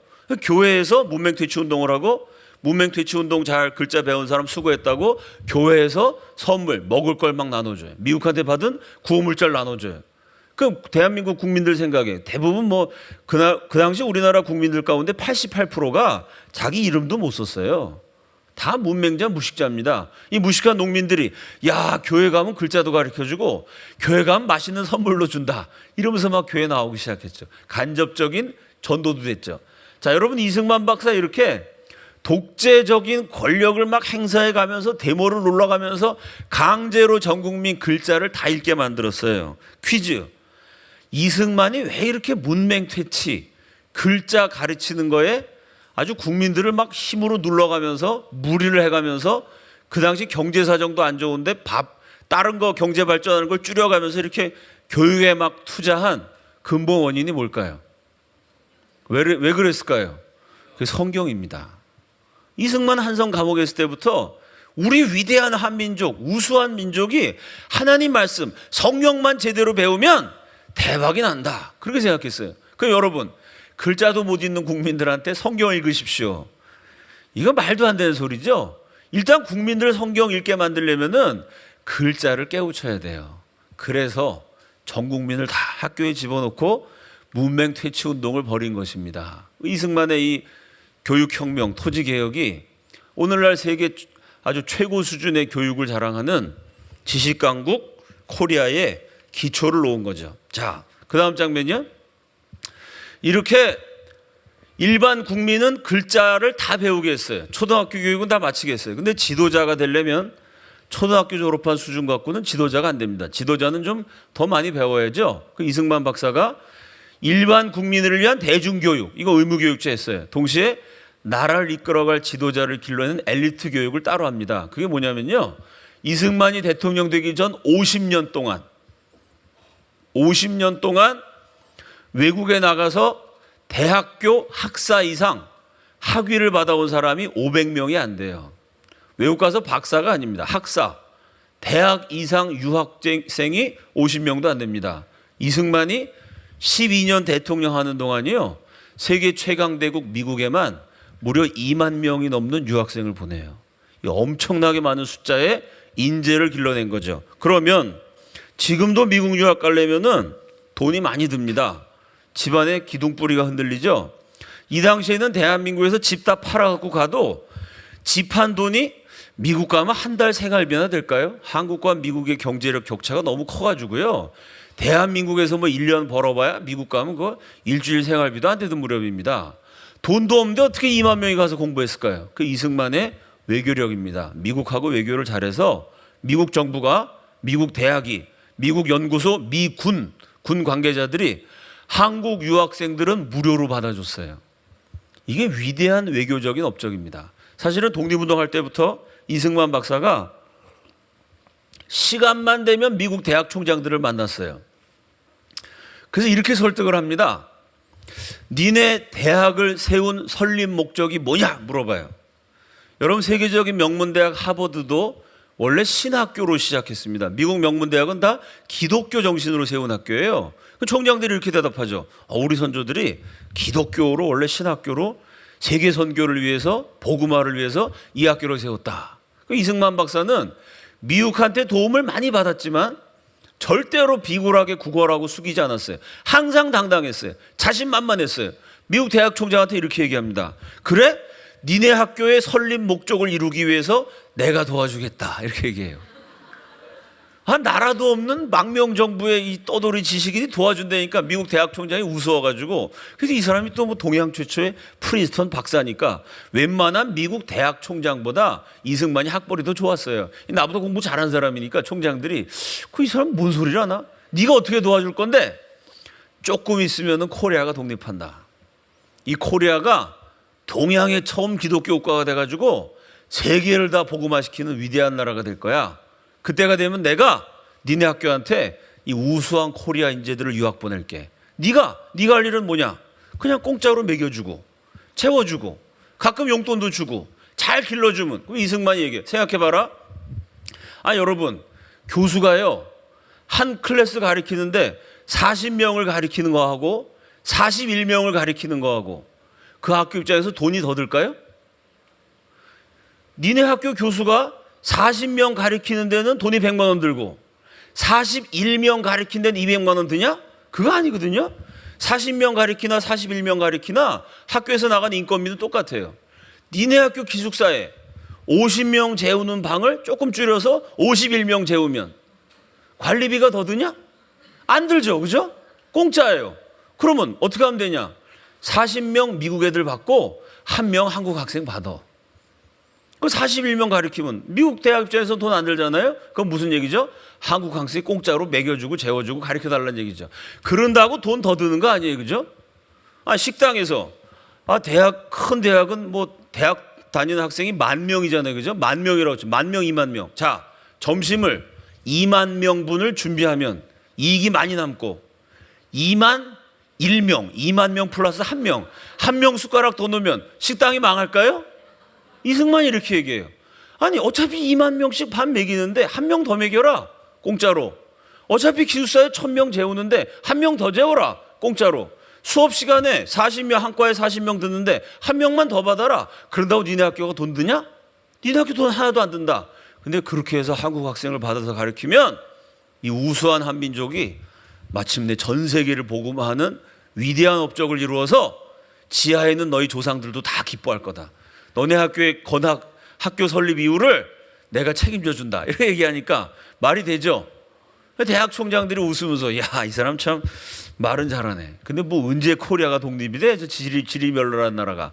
그러니까 뭐 대한민국이 독립될 거라고 아무도 생각 안 했으니까요. 그냥 웃으면서 그래. 뭐 진짜 니네가 독립돼 갖고 네가 유학생 보내면 내가 받아줄게. 근데 진짜로 독립이 됐어요. 그리고 총장들한테 그 학교에 이승만이 20,000명이나 되는 유학생을 보냈어요. 그 20,000명이 공부해갖고 이 가난한 나라 코리아의 우수한 인재들이 세계 최강 대우에 가서 학비 면제, 기숙사비 면제, 가끔씩 용돈 받아갖고 미국을 여행까지 하면서 20,000명의 인재가 길러지게 됩니다. 그 20,000명이 대한민국을 눈부시게 발전시키죠. 이승만이 유학시킨 20,000명, 그 20,000명 얘기를 다 하면 그냥 우리 역사가 다 나와요. 나중에 쟁쟁한 인물들이 됩니다. 대표적인 분, 그 다음 장면이요. 박정희입니다. 박정희가 이제 군인이었잖아요. 별 하나 딱 달았어요. 육군 준장이 됐을 때 한 나라의 장군 정도 되려면은 세상이 어떻게 돌아가는지 알아야 된다. 이승만 대통령이 별단 박정희를 미국 유학을 보내죠. 박정희 대통령이 미국 가가지고요. 굉장히 많은 걸 보고 배웠지만 미국 생활이 박정희에게 미친 제일 큰 영향 두 가지가 있어요. 첫째는 뭐냐면은 미국 같으니 숲이 우러러요. 산에 나무가 울창해. 여러분 우리나라 여기 조금 인생 연륜이 기신 분 아실 텐데요. 우리나라 1960년대 70년대까지도요. 산에 나무가 없었어요. 그래서 김동인 선생의 유명한 소설 가운데 붉은 산이라는 소설이 있습니다. 중국 사람, 미국 사람, 일본 사람이 한국에 오면 한국에 대해서 제일 인상적인 게 뭐냐? 산이 빨개요. 한국은 어떤 나라냐? 산이 붉은 나라예요. 왜 산이 붉을까요? 나무가 없고 산에 진흙, 흙덩어리, 빨간 흙만 쌓여 있어갖고 벌거숭이 빨간 흙만 쌓여 있는 붉은 산의 나라. 그게 한국의 대표적인 이미지였어요. 한국 산에 나무가 없는데 박정희가 미국 가서 딱 보니까 유학 생활하면서 보니까 나무가 울창해요. 야, 강대국이 되려면 나무를 많이 심어야 된다. 박정희 대통령도 독재자였죠. 그냥 전 국민을 강제로 막 산에다 몰아넣어갖고 나무를 심게 합니다. 박정희 대통령이 정치하는 동안에 나무를 몇 그루 심었을까요? 우리나라에 몇 그루쯤 심었을 것 같아요, 여러분? 10만 그루? 그죠? 그 이승만과 박정희는 우리가 생각하는 차원을 좀 뛰어넘은 분이에요. 왜냐하면 5,000년 만에 학교를 전 국민이 5,000년 동안 우리나라 역사 이래 학교에 제일 많이 간 게 14%인데 이승만은 그 14%를 96%로 하고 올려버린 분입니다. 50년 동안 유학 간 게 500명도 안 되는데 10년 동안 2만 명을 보내버렸어요. 이게 생각하는 차원이 달라요. 10만 그루, 20만 그루 그 정도가 아닙니다. 박정희 대통령이 산림 녹화 사업으로 대대적으로 전국에 심은 나무가 106억 그루예요. 106억 그루. 지금 산에 자라고 있는 나무들 절반 이상은 박정희 대통령 대신 지금 우리나라 나무가 한 200억 그루 정도 된다 그래요. 200억 그루 좀 안 된다고 하는데 박정희 대통령 때 심은 나무만 106억 그루예요. 세계의 4대 조림 국가가 됐습니다. 외국 학자들은요, 박정희가 뭐 경제 개발하고 중화학공업 일으키고 그거 다 빼놓고 딱 하나, 나무를 저렇게 많이 심은 거 하나만 놓고도 박정희는 위대한 지도자다. 외국 학자는 이렇게 평가한 사람도 많아요. 왜? 전 세계 역사에 대통령 한 사람이 나무를 100억 그루씩 심은 사람이 없어요. 그 100억 그루를 뭐 미국처럼 넓은 땅에 심었으면 모를까, 요 좁은 나라에 100억 그루를 심었다는 건 뭐예요? 나무 심을 수 있는 데는 다 심은 거예요. 그냥 다. 그거 갖고 위대한 업적이라고 말하는 그런 분도 있습니다. 또 하나는 뭐냐면요, 박정희 대통령이 미국 딱 갔을 때가 아이젠하워 대통령 통치 시기입니다. 이 아이젠하워는 2차 세계대전 때 히틀러랑 싸웠죠. 아이젠하워가 늘 궁금한 거예요. 독일이 저 조그만 나라인데 어떻게 이렇게 전쟁을 잘하나. 독일 하나 물리치기 위해서 영국, 프랑스, 미국, 소련, 강대국이 다 힘을 합쳐갖고 몇 년 동안 죽을 고생을 해서 겨우 독일을 물리쳤거든요. 독일 애들은 왜 이렇게 전쟁을 잘하는 거야? 그러니까 아이젠하워가 늘 궁금했어요. 노르망디 상륙작전을 딱 해갖고 독일 영토를 진격해 보니까 뭐가 있죠? 독일의 히틀러가 만든 아우토반이 있어요. 그 고속도로를 통해서 전쟁할 때 제일 중요한 게 병참입니다. 이 물자를 신속하게, 군대를 아무리 우수한 군인이 있어도 길이 안 좋으면은 그 행군하다가 시간 다 가잖아요. 고속도로가 있으니까 독일은 신속하게 군대와 물자를 이동시켜서 전쟁을 잘했어요. 야, 이게 전쟁을 하려면, 나라가 발전하려면 고속도로를 뚫어야 되는구나. 그걸 아이젠하워가 깨달아요. 그리고 아이젠하워가 대통령 딱 되자마자 인터스테이트 하이웨이, 미국의 줄을 가로지른 대륙 횡단하는 고속도로 건설을 명령합니다. 지금 미국을 횡단하는 고속도로가 거의 대부분 아이젠하워 대통령 때 놓은 거예요. 그러니까 박정희 대통령이 군인 시절에 미국 유학 가서 봤더니 미국 가는 데마다 다 고속도로를 닦아. 또 박정희는 다른 시각에서 고속도로의 중요성을 봤어요. 왜? 박정희 대통령은 일본군 출신이죠. 내일 제가 그 얘기 하겠습니다만은 뭐 그것 때문에 박정희가 친일파다, 말도 안 되는 논리로 욕을 많이 합니다. 일본은 굉장히 강력한 나라예요. 세계 3대 군사 강국. 뭐 기술이라든지 과학이라든지 모든 면에서 그 조그만 섬나라가 세계 랭킹 3위 안에 드는 나라였어요. 그 일본의 육군사관학교는 그 미국에서 만든 그 보고서였습니다. 미국 육군사관학교 웨스트포인트에서 전 세계 사관학교를 조사해 봤더니 2차 세계대전 당시에 전 세계에서 가장 훈련이 혹독한, 가장 규율이 잘 잡혀 있고 가장 우수한 교육을 받은 사관학교가 어디냐? 그 일본 육사라는 거예요. 그러니까 박정희 대통령이 뛰어난 지도자가 된 거는요, 세계 최고 수준의 학교에서 조선 사람으로는 거의 뭐 일본 학생 제치고 사실 박정희가 1등하는 건데, 원래는 1등인데 근데 이제 조선징 1등하면 기분이 나쁘다 그래가지고 박정희가 1등을 못한 세계 최고 수준의 육사에서도 아주 우수한 성적으로 공부하신 분입니다. 똑똑하신 분이니까 뭐 똑똑하셔서 독재도 하셨고 똑똑하셔서 또 나라도 발전시켰고, 어쨌든 그분도 잘한 거 못한 게 있지만 아주 뛰어난 인재였던 건 사실입니다. 그 박정희는 그 일본에서도 최고 교육받은 사람이 조선징이면서도 그 일본군이 얼마나 강하고 우수한지를 알아요. 근데 박정희가 늘 궁금했던 거는, 이 군인이니까, 야, 일본이 왜 미국한테 졌나? 진 이유가 뭔가? 아이젠하워는 히틀러랑 싸우면서 독일이 왜 이렇게 강한가? 고속도로 뚫었기 때문이다. 그래서 뭐 고속도로를 막 뚫었어요. 동시에 또 박정희도 다른 면에서 일본이 왜 졌나? 미국은 왜 강한가? 일본은 왜 발전하다가 주저앉았나? 2차 세계대전 때 일본이 미국한테 진 원인 가운데 하나가요, 일본은 도로가 너무 좁아가지고 전쟁 한번 하면 이거 물자 나르고 무기 나르는데 시간이 너무 많이 걸렸어요. 박정희가 어렴풋이 알았어요. 일본은 이 도로 때문에 전쟁이 졌다. 근데 미국 딱 가서 보니까 고속도로를 곳곳에 막 놓고 있어요. 물론 고속도로 놓기 전에도 미국의 철도나 통신망이 일본보다는 훨씬 우수해요. 그러니 미국이 압도적으로 이겼죠. 박정희가 내내 그걸 보는 거야. 일본이 도로가 없어서 졌는데 미국은 또 이렇게 도로를 잘 놓는구나.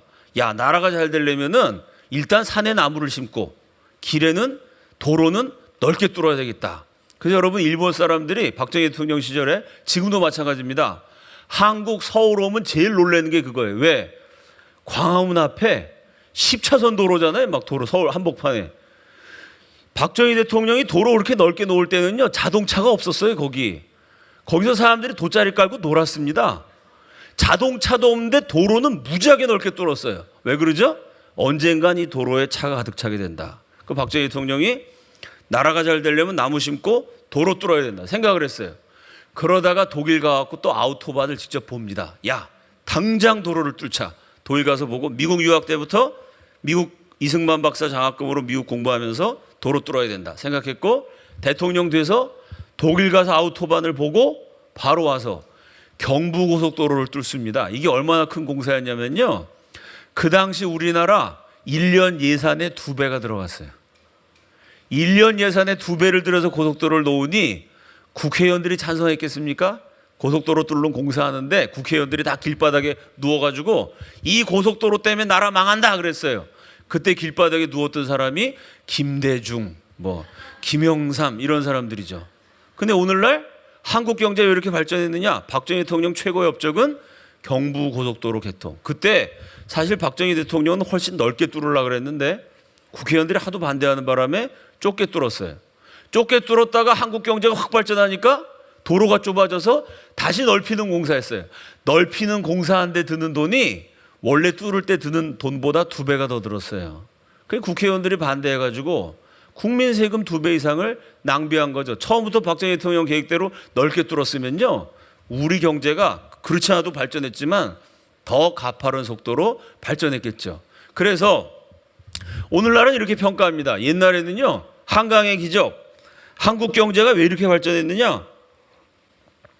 한강의 기적은 박정희 대통령의 업적이라고 생각했어요.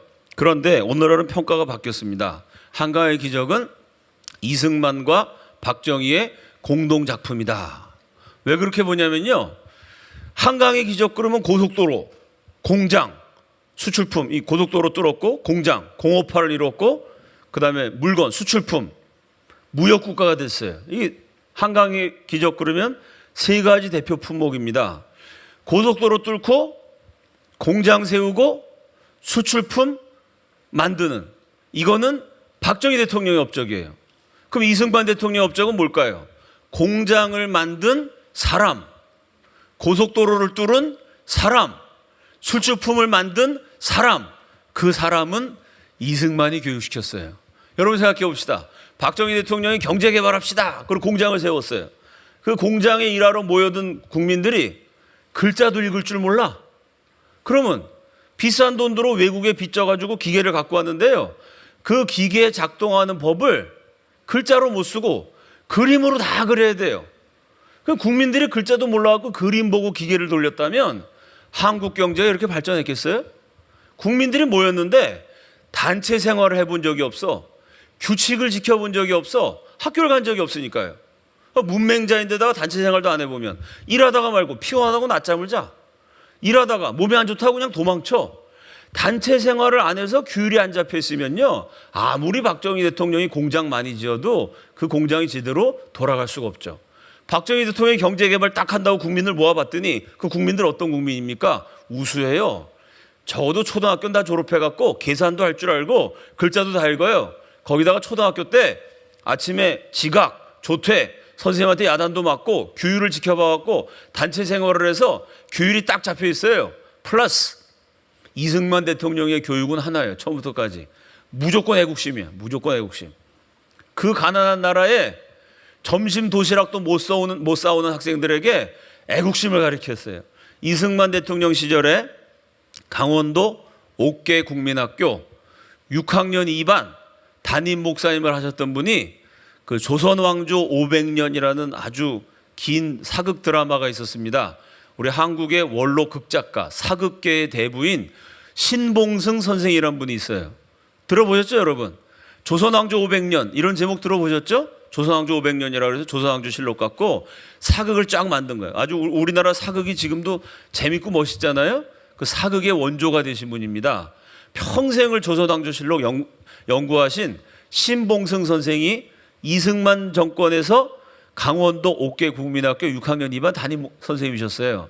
그분이 그 시절을 쓴 그 기록을 보면요, 한 반에 56명이었대요. 빠글빠글한 거지. 그 56명 가운데 점심 도시락을 싸우는 아이가 5명. 강원도니까 특별히 못 살았겠지만 서울은 글쎄요, 서울은 훨씬 잘 살았으니까 한 56명 가운데 15명이나 20명 정도 됐겠죠. 서울도 마찬가지. 절반 이상은 점심 도시락 못 싸왔어요. 점심시간에 선생님이 얘들아 나가자, 애들을 다 데리고 학교의 수도가에 가요. 수돗물 먹고, 그 다음에 저 그 나무 그늘 같은 데 가요. 거기 그 먹을 수 있는 뭐 나무에서 나는 꽃 같은 거 따먹는 거 있잖아요. 그 나무 열매 같은 거 따먹고, 그러고 수업을 했어요. 점심시간이 되면은 5명은 밥 먹는데 나머지 50명은 수돗물 먹고 배고파갖고 엎드려 있어요. 밥 먹는 애들 침을 꼴깍꼴깍 삼키면서 쳐다보고 있어요. 그 교실에 딱 들어서면은 선생님도 제대로 못 먹었고 애들이 다 굶고 있으니까 애들을 쳐다보다니 눈물이 나고, 시선 둘 데가 없어서 창밖을 보면서 하염없이 눈물을 흘렸다. 20대 초등학교 선생님이셨던 신봉승 선생의 기록입니다. 근데 그분이 뭐라고 썼냐면요, 그렇게 배고프고 굶주린 아이들의 교실에 자부심이 넘쳐났다. 왜? 이승만 박사의 교육은 무조건 애국교육이에요. 지금 우리나라 이렇게 가난하고 못 살지만 대한민국은 근사한 나라가 될 거다. 눈부신 역사를 창조할 거다. 우리 민족은 우수한 민족이다. 교과서가 전부 그런 내용이에요. 지금 우리가 가난하지만 우리는 할 수 있다. 해낼 수 있다. 아, 우리 역사에 5,000년 맨날 짓밟히고 침략당한 그런 역사인데도요, 그래도 그 외적을 다 물리치고 살아남았다. 그 신봉수 선생 말씀하시기를, 그 굶주린 애들한테 자부심을 가르쳤는데 그때 조국에 대한 자부심과 애국심을 배운 아이들이 60년대 70년대 우리도 할 수 있다 그러면서 아, 한강의 기적을 이루었으니 이게 얼마나 대견스럽고 자랑스러운 일이냐. 실제로 그런 글을 쓰셨어요. 이승만 대통령이 이렇게 인재를 쫙 길러놨어요, 사람을. 그 다음에 박정희 대통령 군인 출신이라 사람을 잘 부릴 줄 알아요. 지휘할 줄 알아. 그 사람들을 쫙 지휘해가지고 한강의 기적을 일으킨 것입니다. 그래서 오늘날 한강의 기적은 이승만과 박정희의 공동작품이다, 이렇게 평가합니다. 그 다음 장면이요, 이게 한국만 놓고 봐도 위대한 업적인데 다른 나라 외국에서는요, 이승만의 토지개혁과 교육혁명을 아주 이건 뭐 한국하고는 비교도 안 될 만큼 어마어마한 업적으로 평가합니다. 인도의 압둘 깔람 대통령이 있어요. 얼마 전에 돌아가셨는데요, 이 인터넷에 들어가서 압둘 깔람 쳐보시면요, 미국의 뉴욕 타임즈에서 압둘 깔람을 뭐라고 표현했냐면 인도의 국민 대통령이라고 그랬어요. 이 국민 대통령이 뭐냐, 우리 한국에서도 가수 가운데서도 탑 가수를 국민 가수라 그러죠. 또 할아버지들, 인기 많은 할아버지들 또 국민 할배라 그러죠. 국민자가 붙는 건 뭐예요? 국민들이 다 좋아했다는 얘기예요. 인도에서 제일 존경받은 대통령입니다. 인도 핵 물리학의 아버지, 인도가 핵을 가진 나라가 될 수 있게 만든 위대한 과학자이기도 해요. 이 인도에는 지금도 신분 차별 제도가 있습니다. 그 맨 밑바닥이 불가촉 천민, 영어로는 untouchable, touch, 만지기만 해도 재수 없어지는 아주 부정타는 인간. 아주 이렇게 불가촉 천민들은 지금도 차별을 받아요. 그 인도 불가촉 천민을 위해서 한국의 목사님들이 그 사람들 구호 활동을 했어요. 인도 대통령이 고맙다고 압둘 깔람 대통령 재직 시절에 한국 목사님들을 대통령궁으로 초대했어요. 그리고 압둘 깔람 대통령이 목사님께 했던 질문, 사실은 한국 사람만 만나면 압둘 깔람 대통령이 이 질문을 합니다. 인도에는 카스트 제도 차별 때문에 3,000개가 넘는 카스트가 있어요. 태어날 때부터 3,000개가 넘는 신분이 있습니다. 카스트 제도 때문에 아무리 나라가 발전 어떻게 해보려고 해도 안 되는데, 내가 알기로 코리아 너네도 5,000년 동안 그 신분 차별이 있었고 500년 조선 왕조에서는 양반 상놈 차별이 극심했는데, 니네 코리아가 백정 차별한 거 보면은 우리가 뭐 불가촉 찬민 차별한 거랑 큰 차이가 없는데 어떻게 니네는 지금 양반 쌍놈 차별이 다 없어졌느냐 한국엔 지금도 남아있는데 이게 압둘 칼람 대통령의 질문입니다. 인도는 지금도요. 지금 제 제자 하나가 삼성 직원인데 한 2년 전에 인도에 파견 근무를 갔다 왔어요. 거기서 카스트 제도를 봤다는 거예요. 그거 어떻게 봤냐 그랬더니 인도는 가난해가지고 화장실을 지금도 공동으로 사용해요. 마을에 있으면 공동 화장실이 있습니다. 이 공동 화장실은 인도가 인구가 10억이 넘잖아요. 이게 오물이 막 산더미처럼 쌓여갖고요. 거대한 구덩이에요. 이렇게 인구가 많으니까. 근데 이 구덩이에 변이 꽉 차면은 이걸 퍼갖고 옮겨야죠. 그럼 변을 누가 푸느냐? 그거 푸는 카스트가 따로 정해져 있어요. 그 집안에서 태어나면 수천 년 동안 할아버지, 아버지, 아들, 할아버지, 아버지, 아들. 그 카스트는 대변 푸는 전문 카스트예요. 그럼 인도가 가난한 나라니까 뭐 이렇게 기계를 이용하고 이런 게 아닙니다. 이 거대한 구덩이에다 어떻게 하냐면요. 이 도르래를 만들어요. 사람 몸을 밧줄로 꽁꽁 묶어요. 등에는 질통을 지게 하죠. 도르래를 내려가지고 밧줄에 매단 사람을 거대한 이 오물 구덩이 속에 사람을 집어넣어요. 그럼 이 사람이 삽으로 변을 퍼요. 그래서 등에다가 이렇게 등에 있는 이 질통에다가 변을 실죠. 다 실으면은 또 도르래 줄을 잡아 옮겨갖고 변을 딴 데로 옮겨요. 그 집안에서 태어나면 5천 년 동안 그 일을 해야 돼요. 하루에 12시간에서 16시간 변만 퍼요. 근데 이게 변이 너무 오래 쌓여 있으면요. 거기 풀어 내려갔다가 가스가 나가지고 기절을 해요. 그럼 변 푸는 사람이 기절하면 어떡할까요? 그 기절한 사람 깨우는 카스트가 또 있어요. 그 카스트는 할아버지, 아버지, 아들, 할아버지, 아버지, 아들 수천 년 동안 그 구덩이 옆에 서 있다가 저놈이 가스 맞아 기절하면 이 양동이에다가 찬물을 가득 부어서 위에서 찬물을 확 끼얹어요. 그럼 찬물이 확 끼얹어지니까 정신 차리겠죠. 이렇게 찬물 끼얹는 카스트가 따로 있어요. 이렇게 천안이라는 불가촉 천민 밑바닥 인생이요. 지금도 인도에 1억 6,500만 명이 있습니다. 인간 이하로 비참하게 살아요. 인도의 시골에 가보면 불가촉 천민은 금방 티가 나요. 어떻게 티가 나느냐?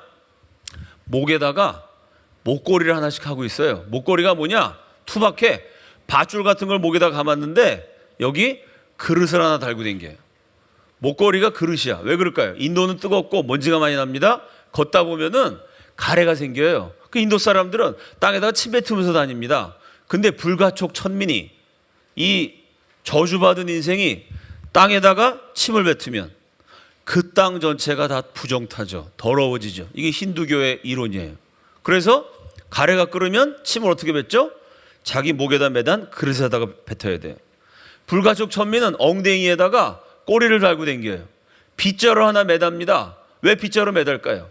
불가촉 천민이 밟으면 그 땅이 더러워져요. 그거 어떡하죠? 걸어가면서 내 발자국을 치워요. 쓸어요. 이렇게 쓸면서 가야 돼. 지금도 그렇게 살아요. 1억 6,500만 명이. 여러분 일주일 전인가도 인터넷 들어가서 검색해 보세요. 뭐 인도 폭동 이렇게 검색해 보시면요. 인도에서 막 불 질러갖고 불 확 타는 조선일보에서 보도했던데 그런 사진 하나 뜰 겁니다. 그게 뭐냐면요. 한 일주일 전인가 인도에서요. 하도 카스트 제도 때문에 나라가 발전 안 하니까 인도 정부에서 그 천민 낮은 계층의 카스트들 교육도 시켜주고 먹고 살기도 해주고 비참하지 않습니까 여러분? 1억 6,500만 명이 아니 꼬리 달고 살아야 되니 그 불가촉 천민이 사람이나 짐승 시체 치우는 아주 더럽고 위험한 일하거든요. 그 일을 하면 인도에서는 임금을 어떻게 주느냐? 음식물 쓰레기를 줘요. 먹다가 남은 음식, 상한 음식을 주는데 이 음식을 그릇에다 줘갖고 수고 많이 하셨습니다. 드세요. 음식을 주다가 불가촉 천민을 만지면 부정타잖아요. 음식을 어떻게 주냐면 얼굴에다 대고 던져줘요. 이렇게 얼굴에다 음식을 딱 던지면서 뭐라 그러느냐? 암치 이다게. 이게 무슨 뜻이냐면요. 우리 집의 모든 불행도 네가 다 가져가라. 어차피 넌 저주받은 인생이니까. 그게 힌두교의 신. 힌두교에서 말하는 신의 뜻이에요. 나는 고귀한 신분으로 태어나겠고 너는 비천한 신분으로 태어나. 조선시대에는 그걸 하늘의 뜻이라 그랬어요. 하늘이 양반과 상놈을 정했다 그랬어요. 그걸 부셔버린 게 이승만인 거죠. 너는 우리 집 모든 불행 네가 다 가져가라. 아니 그 집안에 화장실 청소하고 들어온 일 다 했는데 얼굴에다가 음식물 쓰레기를 던져줘요. 이러니 이런 불쌍한 사람 도와줘야 된다고 낮은 계층의 카스트들에 대해서 인도 정부가 복지 정책을 확대하니까 인도 사람들이 화가 나가지고 폭동을 일으켜서 불 지르고 난리친 사건이 불과 일주일 열흘 전에 있었어요. 올해 한국 신문에 실렸더라고요. 또 여러분 인도 그러면 뉴스에 뭐가 많이 나오냐면요. 잊을만 하면 심심하게 버스 타고 가다가 여자가 남자 뭐 20 몇 명한테 강간당해서 죽었다. 이런 뉴스 들어본 적 있을 거예요. 인도에 유독 그 사건이 많아요. 왜 그러죠? 그게 다 카스트 제도랑 관계가 있어요. 또 인도란 나라가 세계에서 영화를 제일 많이 만드는 나라입니다. 헐리우드보다 더 많이 만들어요. 그 수많은 영화 주제가 뭘까요? 90% 이상이 카스트가 다른 사람끼리의 사랑 이야기예요. 근데 카스트가 다른 사람끼리 사랑한다. 그 영화가 몇 개 안 될 것 같은데 왜 이렇게 많을까요? 카스트가 3,000개예요. 카스트별로 요 카스트와 요 카스트의 사랑 이야기, 그 다음 이 카스트와 이 카스트의 사랑 이야기. 그 영화가 1년에 수만 편이 만들어져요. 그래 인도 대통령 입장에서는 우리는 카스트 때문에 되는 일이 없는데 니네 코리아는 어떻게 그 양반 상놈 제도를 없애버렸냐. 이게 기가 막힌 얘기죠. 몇 년 전에 브라질에서 월드컵 했습니다. 알고 계시죠? 브라질 월드컵 때 브라질 대통령이 룰라 대통령이라고 마르크스주의자예요. 한국의 좌파들이 입에 거품을 몰고 존경하는 아주 좌파의 위대한 대통령으로 유명합니다. 그 유명한 좌파 대통령한테 한국의 중앙일보 기자가 가갖고 질문했어요. 아니 브라질처럼 땅덩어리가 넓고 자원도 많은 나라에서 먹을 게 없어갖고 영양실조 밥 세끼 못 먹고 굶어 죽어가는 절대 빈곤층이 5천만 명이에요. 아니 이렇게 땅덩어리가 넓고 자원도 많은 부자 나라에서 왜 5천만 명이 밥 세끼 못 먹는 절대 빈곤층입니까? 룰라 대통령의 대답. 한국은 1950년대 이승만 대통령이 토지개혁했는데 우리 브라질은 지금도 토지개혁을 못해가지고 땅덩어리가 넓으면 뭐래? 지주들만 다 갖고 있고 농민들은 땅 없어서 맨날 굶어 죽는데 우리는 아직도 2010년대 지금도 토지개혁을 못해갖고 5천 명이 그렇게 굶어 죽는 비참한 나라가 됐습니다. 대한민국 좌파가 웃긴 사람들입니다. 공부를 안 해요. 왜? 룰라는 마르크스주의 위대한 대통령 이렇게 얘기해요. 그리고 이승만의 토지개혁은 실패다.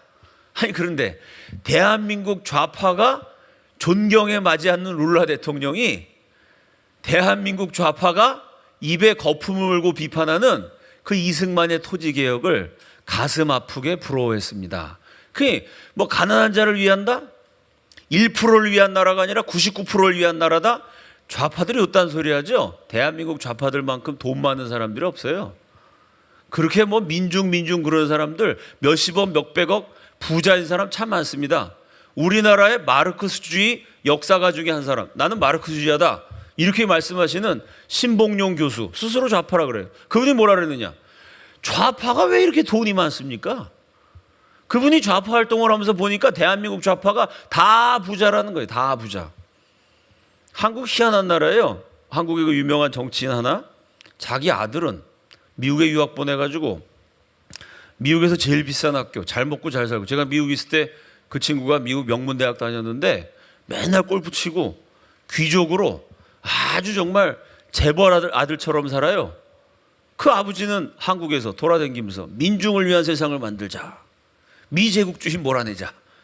아니 미제국주의가 그렇게 잘못된데 왜 지 아들은 미국에 명문학교 보내갖고 거기서 골프 치면서 잘 먹고 잘 삽니까? 누가 진정 가난한 자를 위한 거냐? 실제로 가난한 사람들이 조금이라도 수입이 늘게 인간 대접받게 고생한 대통령이 누구냐? 따져보면요, 가난한 사람 제일 많이 도와준 사람은 이승만 대통령, 박정희 대통령이에요. 실제로 땅을 나눠줬어요. 이승만 대통령 먹고 살게 만들어줬어요. 전 세계가 그걸 인정합니다. 제가 이 이승만 대통령의 토지개혁 교육혁명 강의하고 다니면서 역사의 증인들을 수도 없이 만났어요. 뉴욕에서 강연을 했는데 강연 끝난 다음에 조선의 왕족이었던 그 어느 집안이 있죠? 조선의 왕족이었던 무슨 씨 종친회 부회장님이 오셨어요. 그 저한테 인사를 하면서 이 종친회 부회장이 와서 이승만의 토지개혁 강의를 들은 거는 역사적인 사건이라는 거예요. 그러니까 본인이 굉장히 역사적으로 위대한 인물이라는 얘기를 하시더라고요. 그게 왜 역사적인 사건이냐 그랬더니 그 왕족 종친회에서는 이승만이 원수래요, 원수. 왜 원수일까요? 그 왕족들이 조선시대 갖고 있는 땅, 산 얼마나 많았겠어요. 이승만도 왕족 출신입니다. 양녕대군의 16대 후손이에요. 근데 이승만 대통령이 토지개혁하면서 그 왕족들의 땅과 산을 머슴 상놈들한테 다 나눠준 거예요. 그래 왕족들 입장에서 얼마나 열받겠어요. 이승만은 원수다. 그래서 우리 종친회에서는 이승만 쳐다도 안 보는데, 근데 내가 목사님 강연 들으러 온 게 이게 아주 보통 용기 있었던 게 아니다. 내가 가면 아마 욕을 바가지로 먹을 거다. 한 분은 그러시더라고요. 또 한 번 오셨는데 집안이 대대로 지주였대요. 그 지주가 어떻게 살았습니까? 들어봤더니 재밌더라고요. 저는 그냥 식모를 두고 살았다 이렇게 생각했는데 그게 아니고요. 식모가 있고 찬모가 따로 있었대요. 저는 찬모라는 말 거기서 처음 들었어요. 왜냐하면 하녀가 하도 많으니까 밥하는 하녀가 있고 반찬하는 하녀가 있고 세수시켜주는 하녀가 있고 뭐 이렇게 하녀도 종류별로 다 있었다는 거예요. 그 어렸을 때 그 동네 아주 넓은 아주 대지주니까 아주 큰 동네에 지주는 이 집 하나, 나머지 다 상놈이야. 나머지 수십 채의 가구가 이 집을 섬기는 종들이죠. 어린 시절에 절 찾아오신 그 집사님이요, 연세가 지긋하신 분인데, 동네 친구랑 뛰어놀고 오면은 맨날 할머니한테 혼났다는 거예요. 왜? 그 동네 양반이 이 집사님 한 분이거든요. 동네 애들하고 놀면은 야, 너 양반이 어떻게 상놈 자식들하고 노냐? 이러고 못 놀겠다는 거예요. 동네 나가면은 자기가 6살, 7살인데 육실 되신 할아버지도 아유 도련님 오셨어요? 동네 나가면 상놈들이 다 절해야죠. 자기 친구인데 친구와도 못 놀겠다는 거예요. 그러니까 어린 마음에 야 이거 양반 상놈제도 이거 잘못됐다. 그래도 본인은 양반 도령이라 온갖 혜택을 다 누리니까 죄책감도 생기고 그랬다는 거예요. 그러다가 세상이 하루아침에 바뀌었대요. 갑자기 인사도 못하던 그 비실비실하던 상놈들이 자기 아버지가 지나가도 인사도 안 하고 그냥 가더라는 거야. 자기 땅이었는데 그 사람들 땅이라고 거기서 농사 짓고 막 자기가 지나가는데 왔냐? 이러고 반말을 하더라는 거예요. 그게 언제겠어요? 이승만 박사가 토지개혁하고 교육혁명해갖고 상놈들한테 땅 다 주고 상놈들 공부 다 시키니까 그동안 굽신굽신대던 상놈들이요, 이제 양반한테 굽신거릴 필요가 없죠. 자기가 그때 자기 부모님은 막 화병 생기고 그랬대요. 그러지 않았겠어요? 어제까지 굽신굽신하던 상놈들이 오늘 갑자기 나한테 반말을 해. 얼마나 스트레스 받았겠어요? 양반 지주들은 스트레스 받았지만 그 과정을 거쳐서 대한민국은 신분차별이 없어지는 평등국가, 국민국가가 된 거죠. 제가 한국에서 제일 비싼 대안학교 가서 강연을 했어요. 교육대통령 이승만의 정책. 제 얘기는 이렇게 기독교 교육을 잘해서 인재를 길러내는 것 밖에는 대한민국이 살아날 방법이 없다. 사람 길러내야 된다. 그 사람 어떤 사람이냐? 지 혼자 잘 먹고 잘 살려는 엘리트가 아니고 이승만처럼 이렇게 막 강력하게 욕을 먹어가면서 국민을 살리는, 다 같이 먹고 살게 만드는 이런 지도자 길러내는 교육해야 된다. 강연하는데요. 그 학교 총괄 교장 선생님이 연세가 지긋하신 분이에요. 강연하는데 막 앉았다 일어섰다가 옆으로 갔다 뒤로 갔다 얼굴이 시뻘개져가지고 정신이 산란해요. 이 양반이 뭐 미국에서 박사학위 받은 교수란 양반이 무슨 ADHD 과잉행동 증후군 학생 같아. 왔다 갔다 해. 거슬려가지고 제가 귀신 들린 줄 알았어요. 막 거품을 물었다가 막 그냥 막 이러고 돌아다녔다가 난리가 났어요. 야, 저 양반 귀신 들렸나 봐. 째려보면서 강연, 교장 선생님하고 정신 산란해서 강연이 딱 끝나자마자 저 뒤에서부터 소리를 지르면서 뛰쳐나오는 거야. 목사님! 이러면서 막 뛰쳐나와. 야, 드디어 내가 그동안 갈고 닦았던 영빨을 한번 발휘할 기회가 왔구나. 내가 귀신을 한번 쫓아내므로 내 영빨을 테스트해보리라. 제가 만반의 준비를 딱 하고 기다리고 있는데 목사님! 그러고 뛰쳐나오더니요, 제가 이승만 박사가 유학생 보내갖고 인재를 길러냈다 강연했거든요. 뛰쳐나오면서 소리를 지르는 거예요. 제가 마지막 장학생입니다. 그러는 거예요. 이승만 박사가 4.19 혁명으로 쫓겨나기 일주일 전 마지막까지 뭐 했느냐? 대한민국 똑똑학생 불러다가 이승만 장학생 직접 총장님 귀하, 미국에서는 이 추천산장이 중요하거든요. 대통령 닥터 이승만 해갖고 이 학생 앞으로 큰일 할 학생이니까 학교에서 잘 가르쳐 주십시오. 추천서 써갖고 마지막까지 장학생 보냈어요. 대통령에서 쫓겨나기 직전까지. 그때 마지막 밖에서 막 데모하고 난리를 치는데 경무대에 딱 들어가고 대통령한테 마지막 장학금 받고 미국 간 학생이라는 거예요. 왜 물어봤어요. 그때 이승만 대통령 할아버지 만나니까 소감이 어떠셨나요? 27살 서울대학 졸업생이었는데 장학금 딱 주면서 이승만 대통령이 장학증을 하나씩 줘. 7명이 같이 경무대에 들어갔대요. 요 7명의 유학생 한 명 한 명 이승만 대통령이 면담을 했는데 면담할 때 제일 먼저 뭘 물어보셨을까요? 뭘 물어보셨을까요? 너 예수 믿냐? 물어보시더래요. 그 당시 우리나라 기독교에 별로 없었습니다. 청년들은 대부분 예수 안 믿었죠. 7명이 아무도 교회 안 다녔다는 거예요. 예수 안 믿는데요. 이 노인네가 소리를 지르더래요. 85세 되신 양반이 이놈아! 예수를 믿어야 사람이 되지. 그 공부 한만 잘해도 소용없어. 예수 믿어야지. 그렇게 말씀하셨대요. 너 미국 가면 중간고사, 기말고사 아무리 바빠도 주일 성수해야 돼. 대통령 할아버지랑 약속해. 너 주일 성수 열심히 한다 그러면 내가 미국 보내주고, 너 교회 안 간다 그러면 안 보내줄 거야. 교회 가면 뭔 소린지 못 알아들을 거야. 그래도 무조건 다녀. 몇 년 다니다 보면 다 알아듣게 돼. 그걸 하나님 마음 주시면 다 믿게 되니까 무조건 다녀. 무조건. 교회 갈 거야 안 갈 거야. 그 앞에서 저 교회 안 갈랍니다. 그럴 사람 누가 있겠어요? 교회 안 나가면 유학 안 보내준다는데 약속합니다. 교회 가겠습니다. 7명 다 예수 믿는다는 약속을 받고 그 다음에 뭐 하셨냐면 안수기도 하셨다는 거예요. 한 명 한 명 머리에 손을 얹고 예수도 잘 믿고 나라 사랑하는 인재가 되어갖고 이 학생들이 우리 위대한 대한민국을 발전시키게 하여 주옵소서. 한 명 안수했다는 거예요. 그 대통령 할아버지 그 손을, 그 당시만 해도 대통령 그러면 이건 뭐 거의 임금님 비슷했죠. 대통령 할아버지 약속을 이 젊은 청년이 어떻게 안 지킬 수가 있겠어요. 미국 가서도 처음에 그게 영어로 설교하는데 뭔 소리인지 모르면서도 대통령이랑 약속 때문에 무조건 교회를 갔대요. 한 3년 다녀보니까 그게 뭔 소리인지 알겠더래. 독실한 기독교인이 되셨습니다. 그분이 이렇게 얘기하세요. 목사님, 우리 집이 충청도 산 비탈에서 머슴집이었습니다. 머슴의 아들인 제가 어떻게 대학에 갔겠습니까? 머슴집 아들이 대학 나와서 어떻게 또 미국 유학을 갔겠습니까? 그분이 미국이에요. 그분이 학교 다닐 때 그 대학이, 그분이 학교 다닐 때는 서울대학이 전 세계 랭킹 한 2000등 안에도 못 들었어요. 2000등 안에도 못 든 학교 졸업한 한국 엘리트가 미국에서 대학 랭킹 17위 하는 아주 괜찮은 주립대학 졸업했어요. 17위 한 학교 졸업하고 미국에서 대학 교수로 평생 일하다가 은퇴해서 한국 대한학교 총괄 교장님으로 오신 거죠. 그 시절에 머슴의 자식이 어떻게 대학을 가며, 머슴의 자식이 어떻게 세계 17등 하는 대학에서 박사를 받으며, 머슴의 자식이 어떻게 한국도 아니고 미국 가갖고 대학 교수하고 국제 학술지에다가 논문도 쓰고, 내가 어떻게 그렇게 될 수 있겠습니까? 이승만 박사 토지개혁하는 바람에 우리 아버지 머슴이 땅 받게 돼가지고 늘 아버지는 까막눈이지만 넌 배워야 된다. 아버지가 고생해서 대학 보내갖고 내가 서울대 나오게 됐고, 서울대 나와갖고도 내가 미국 갈 방법이 없었는데 대통령 할아버지가 인재 보내줘갖고 내가 미국 가게 됐고, 그 머슴, 산골짜기 머슴 자식이 세계 17등 하는 명문대학 졸업하고 미국에서 대학 교수한, 이게 내가 바로 이승만 대통령의 업적입니다.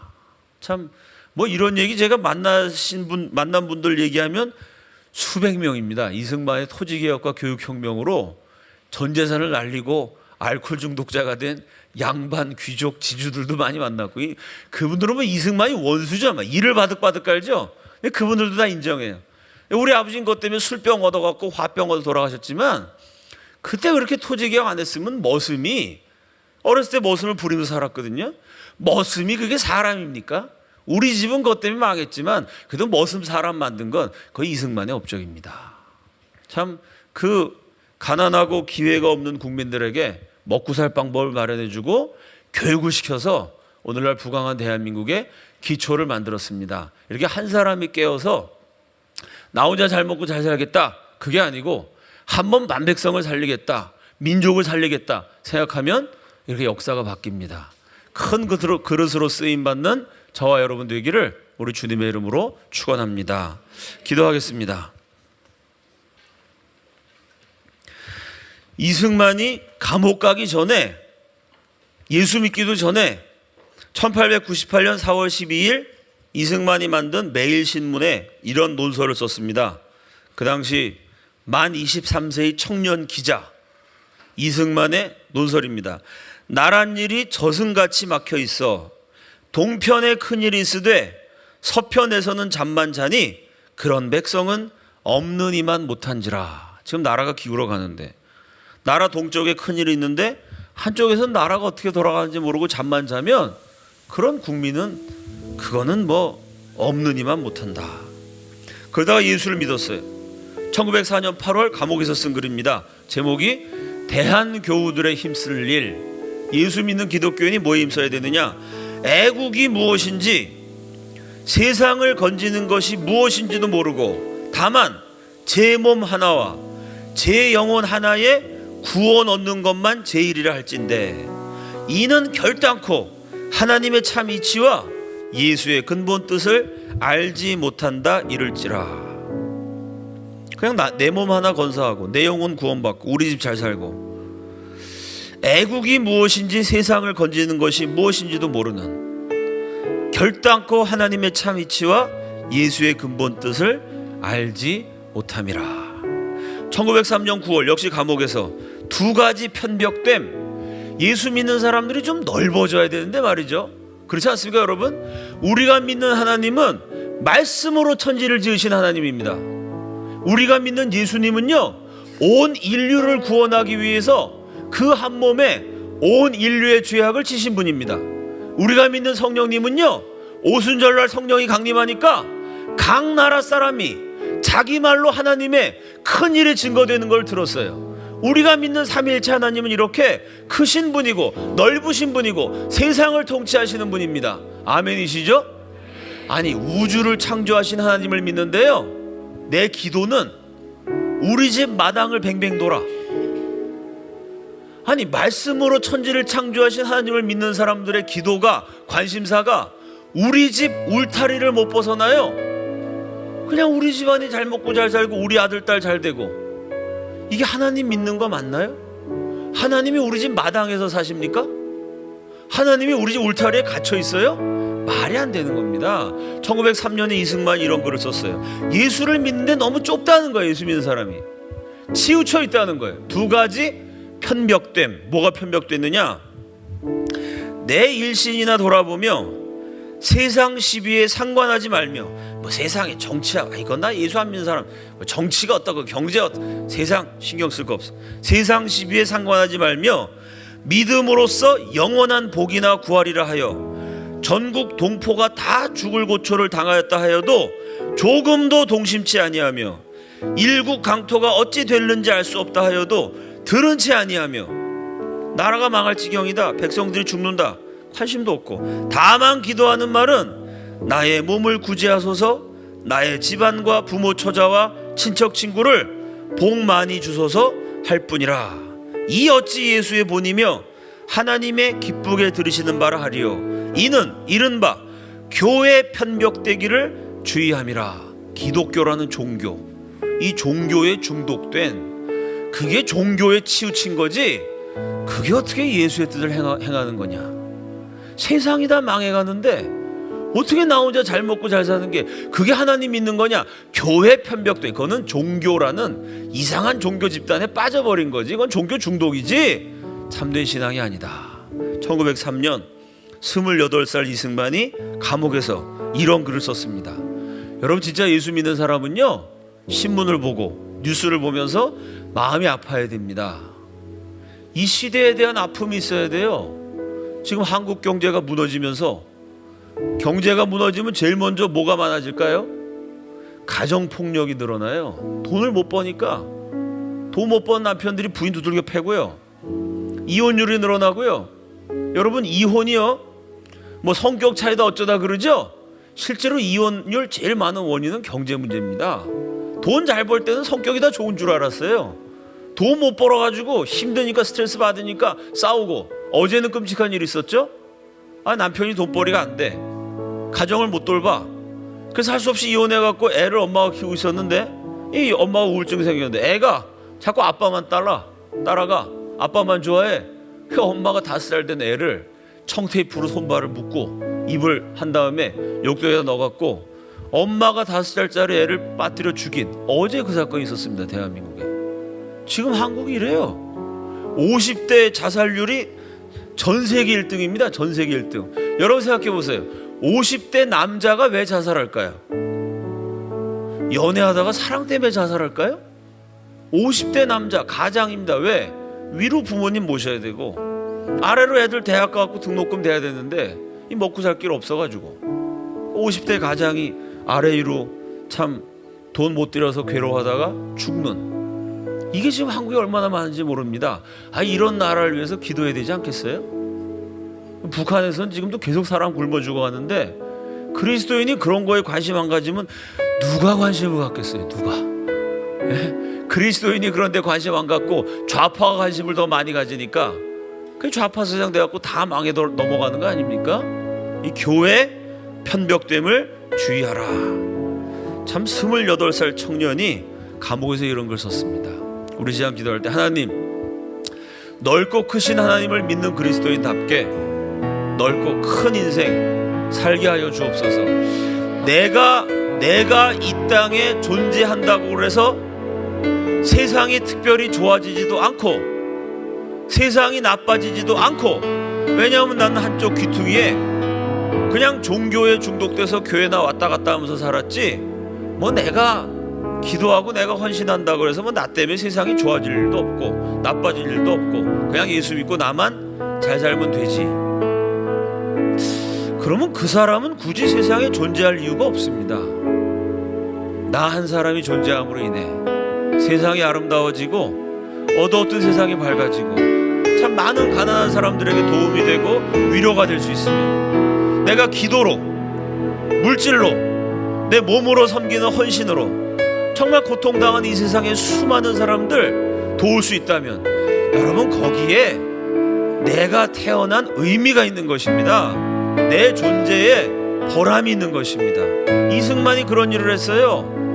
하나님이 세상 만드실 때 양반 상놈 구별하지 않았다는 거예요. 그게 토지개혁의 목표, 토지개혁의 근본 정신입니다. 하나님 말씀 갖고 세상을 개혁한 것입니다. 우리 시간 기도할 때 세상을 바꾸는 크리스찬 리더로 살게 하여 주옵소서. 주여 한번 외치고 다 함께 기도합니다. 우리 한국 경제를 위해서 한 번 더 기도하고 싶습니다. 지금 어제 노사정 대타협안이 통과가 됐습니다. 한쪽에서는 또 격렬하게 반발하고 있죠.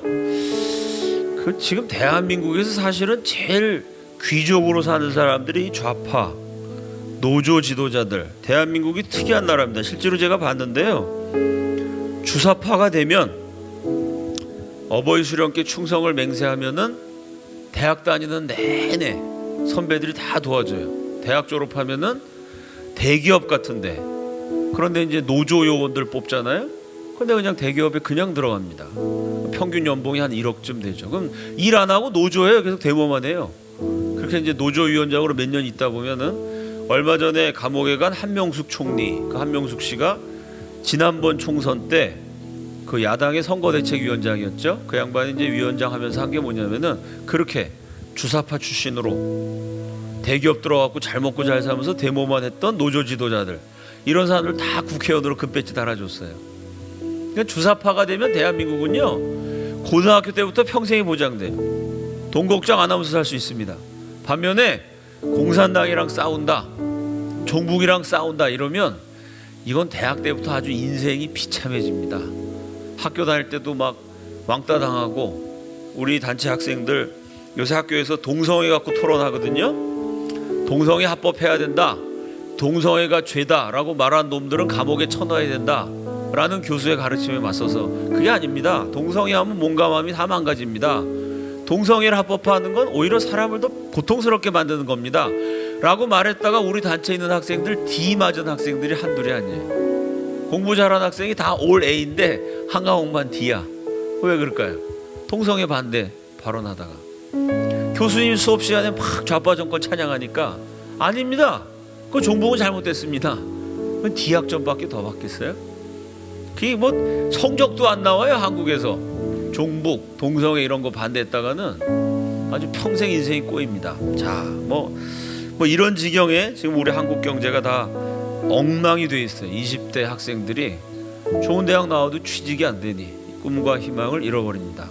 그래도 지금 어떻게 뭐 노사정 대타협도 하고 경제 개혁을 해보려고 꽤 애를 많이 쓰는데, 또 뭐 재벌은 재벌대로 그 이승만 대통령 이 토지 개혁이 지금 한국에도 필요하지 않습니까? 우리가 좌파랑 싸운다 그래서 그렇다고 잘 먹고 잘 사는 사람 편들면 안 됩니다.